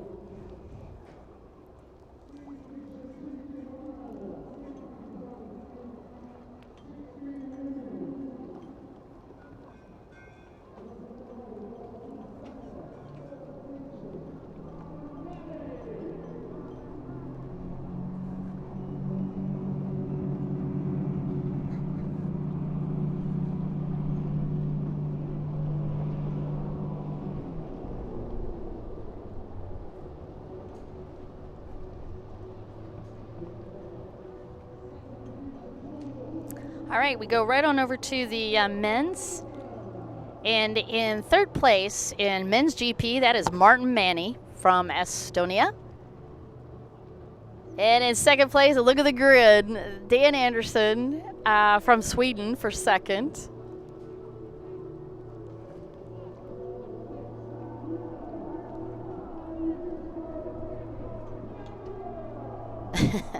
And Kevin Rederer from Austria, your winner in the men's GP class.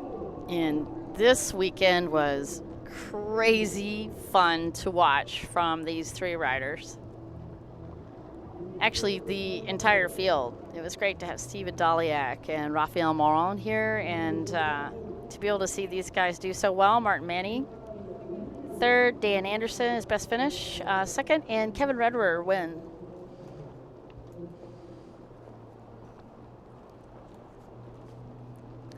And again, we will play the Australian national anthem next.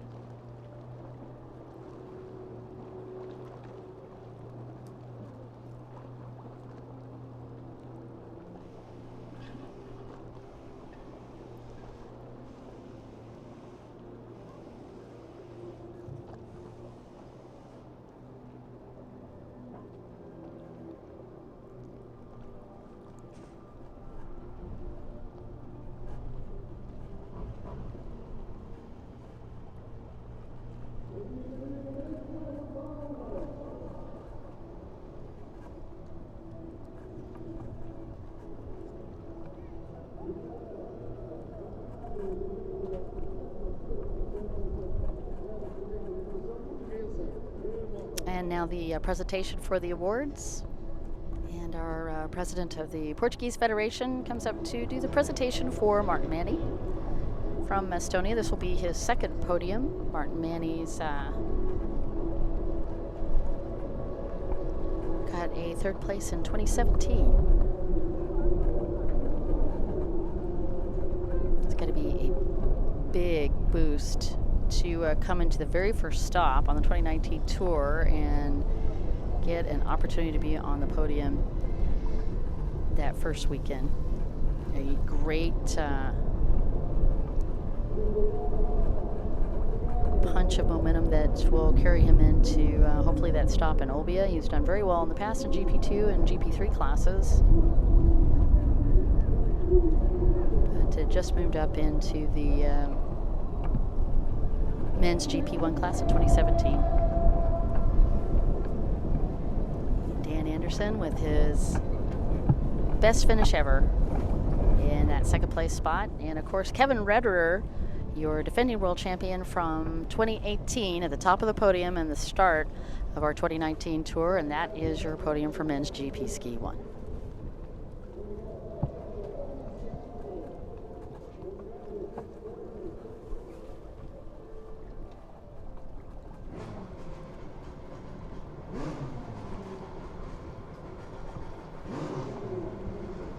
Again, Luca Filberte from the UIM Commission, Nicolo San Germano, Mr. Ferreira from the Portuguese Federation, and our City Council, as well as our Mayor of Portimao.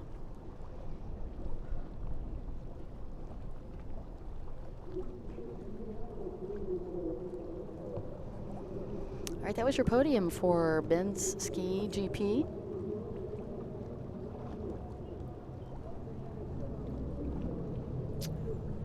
And I believe we're going to be doing the juniors next. And we are. Oh no, we're going to, I lied to you. We're actually going to Runabout GP1. And you can tell because that guy is Samuel Johansson, and he took third in Runabout GP1 today. And fantastic job from him. Man, I bet Team Sweden is going off the chain. And Jeremy Perez taking second. You're defending world champion. Good start to the 2019 year. And Rashid Altair taking the win, his first win on the UIM Tour and first Grand Prix.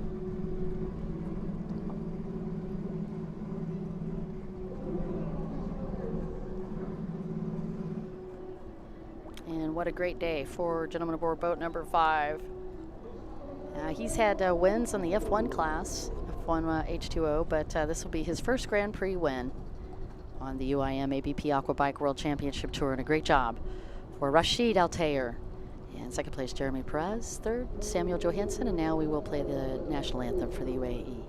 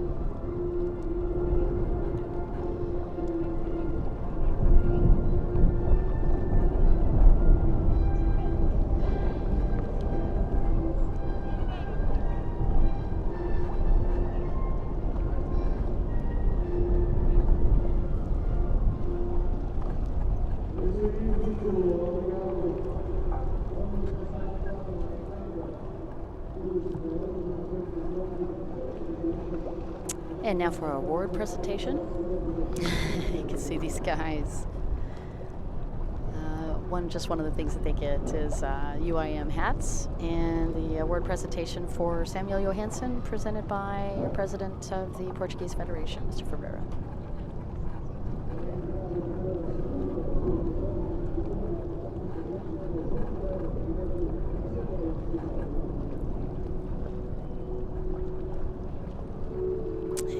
Second for Jeremy Perez, the second Frenchman ever to win a World Tour Championship.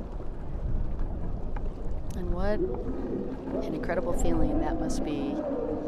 And additionally, to know that one of your best friends, Teddy Pons, was the first to win a World Championship title. And then he comes and helps you win yours.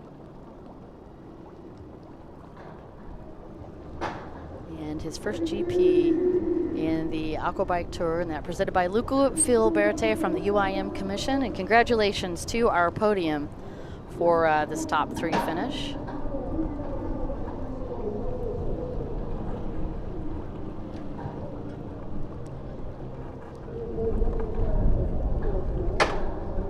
Great day for Rashid Altair, and well deserved. And again, another photo opportunity for our top 3 riders in Runabout GP1.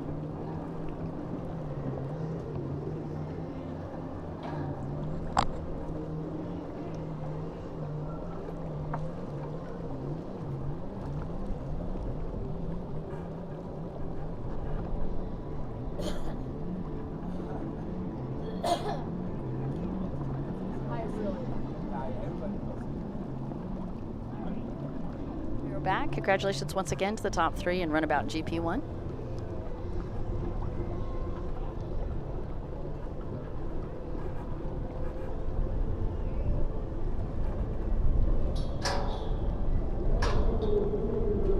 You can hear in the background, by the way, some of the sounds. That is us frantically trying to switch over all of our machines. We have to get the bikes, all the Aquabikes, shipped up and in containers, and then they've got to go down the road to Olbia, and then we've also got to make room for the F1 H2O boats, because those guys are coming in just a couple of days as we start up yet another week of racing, but bigger hulls.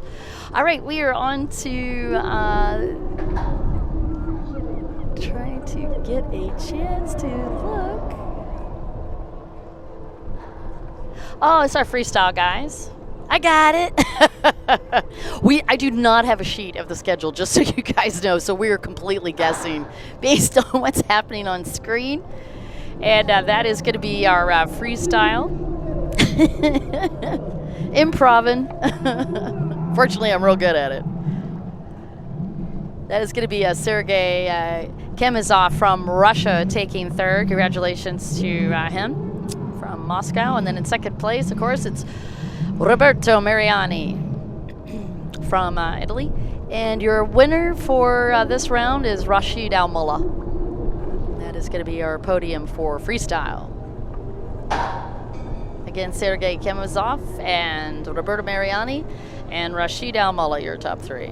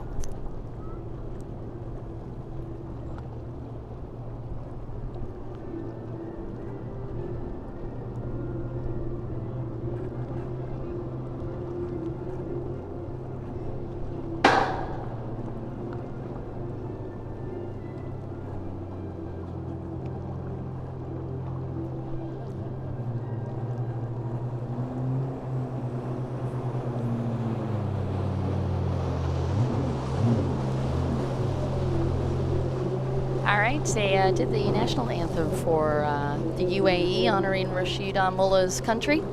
Now we will be doing the award presentation for our freestylers. And as I take a look down here, this will be the first podium for our Russian rider, Sergey Kemizov, and a very special congratulations to him.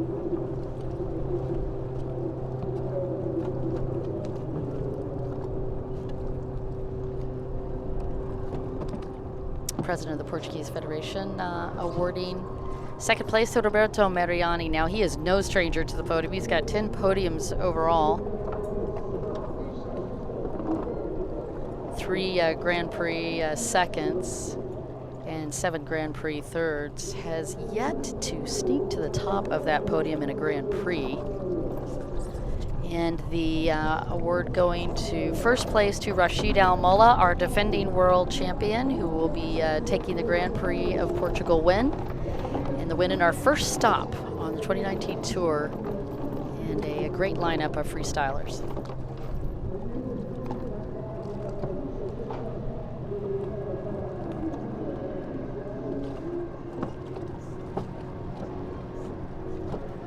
And again, our final opportunity for photos for the freestyle competitors.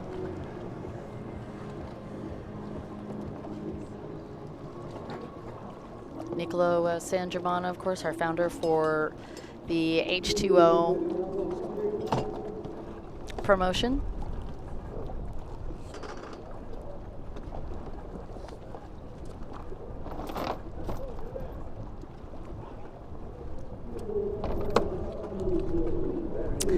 And we are going to be completing, I do believe we're going to get the juniors, I think, next. I've been wrong twice. I'm almost afraid to predict it now.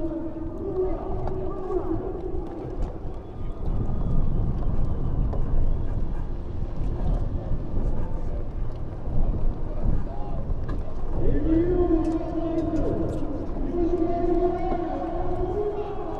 right, we are on to this. Looks like this is going to be our 10 to 12 class of juniors. In third place is going to be Manuel Lite.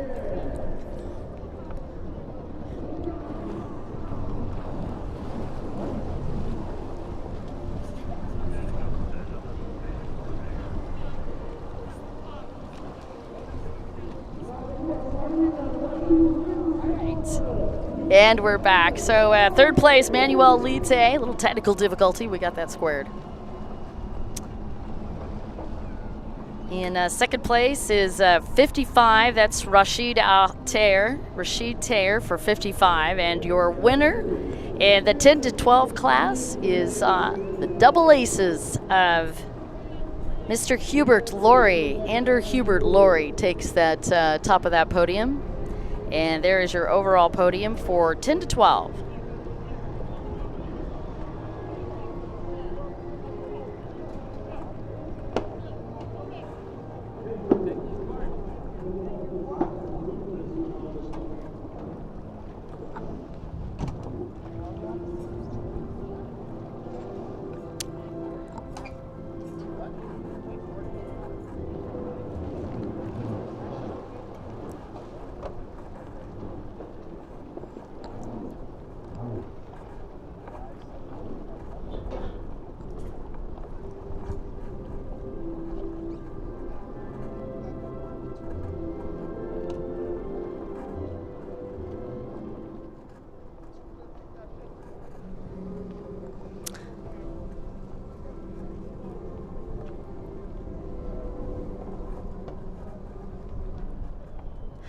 And that was the national anthem for Ander Hubert Laurie.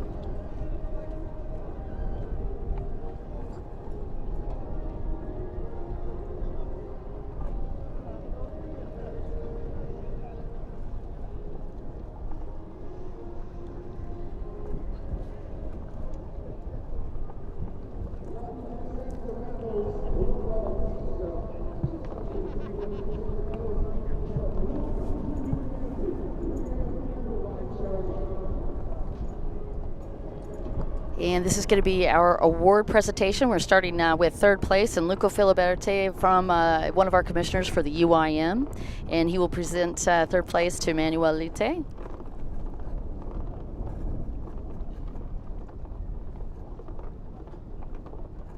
Manuel from Portugal, and of course carrying the Portugal flag. In second place, that is Rashid Tair, and he is with the UAE. And you just heard the national anthem for Estonia, and that is for our podium winner this afternoon. The bottle rockets, the micro missiles, whichever you would like to call them, they are incredible athletes. That is your 10 to 12 podium for Ski Junior GP 3.2.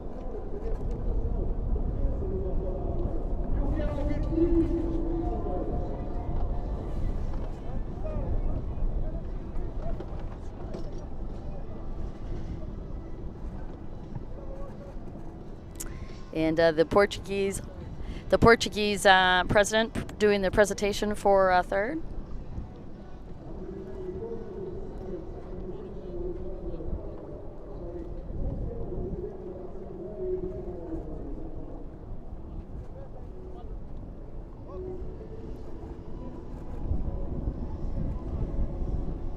And hopefully I'll get an opportunity to interview one of the juniors in just a second. That presentation for second place to Rashid Tair.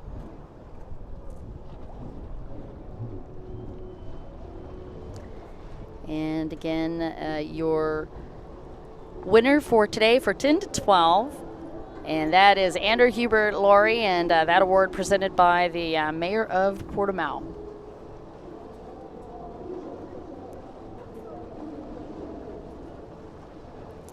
And those are world champions, and these are two of the world champion titles that will be one of two that will be given out this weekend, the only two. The rest of them we're going to have to do a big tour to get world titles, but we wanted to honor our juniors. This is truly the future of our sport, but it is also the lifeblood in a lot of ways of our sport, because they remind us of why we are doing this, and that is to have fun and make good friends and bond with our family and have an opportunity to cherish the special moments of our lives. And these guys really exemplify that. And what an incredible set of races that we watched the last couple of days in the junior division. And speaking of that, real quickly, I've got one of the juniors that were in this 10 to 12 class.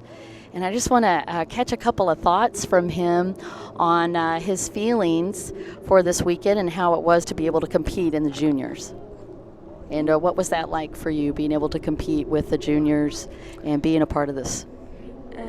I like to compete with the juniors. And I like doing jet ski.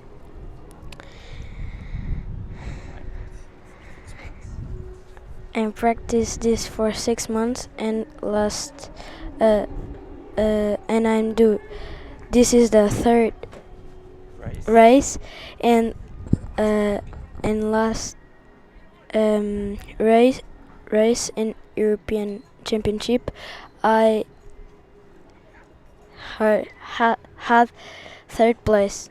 Awesome, great job. That was Martin Marquez, aka the Mustang, doing one of the toughest things you ever have to do in racing, and that is the interview. All right, let's go to the podium for 13 to 15, and I'll introduce these guys to you. In third place, it was Mateus Reines after an incredible battle.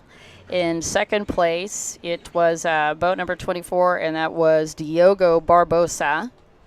And your winner in the 13-15 class was boat number 3, Theodore Lizeth.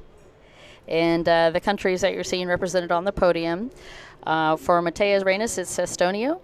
And for Diogo Barbosa, in second place, it was Portugal. And for Theodore Lizeth, it is Norway. And we are getting to hear the Norwegian national anthem.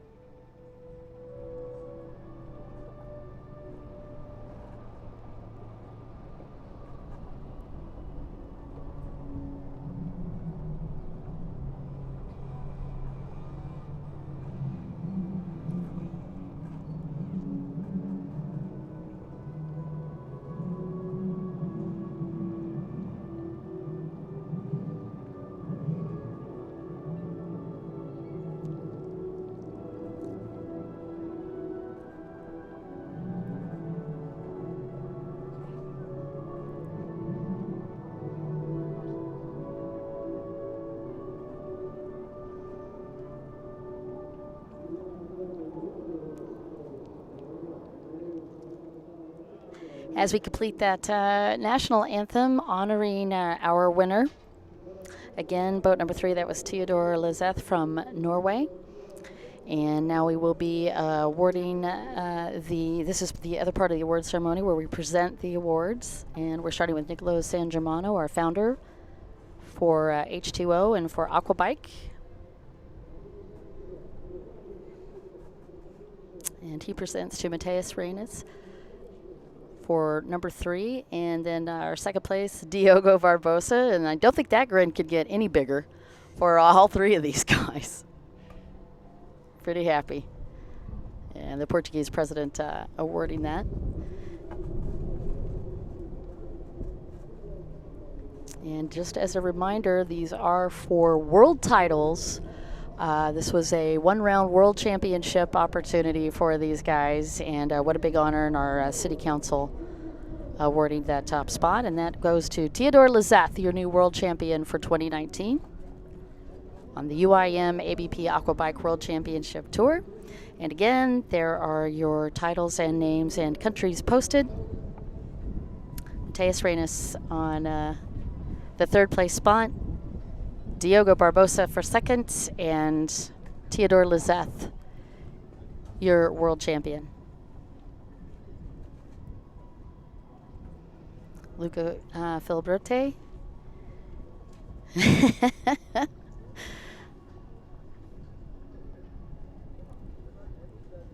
How cute is that? So on some of these guys,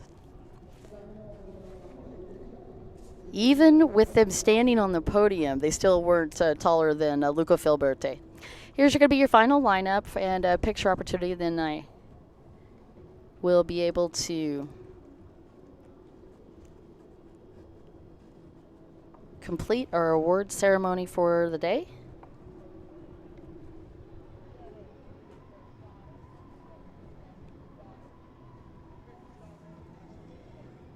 And quite a bit of feedback on the juniors and how great they were, and a lot of congratulations for our new world championship. I want to just say on behalf of H2O Productions as well as Case Productions and all of the crew, I'm Dawn Dawson. We had a fantastic weekend here in Portimao. We will see you in just a couple of weeks in Olbia. Thank you so much for joining us this weekend. Have a wonderful evening. We'll see you soon.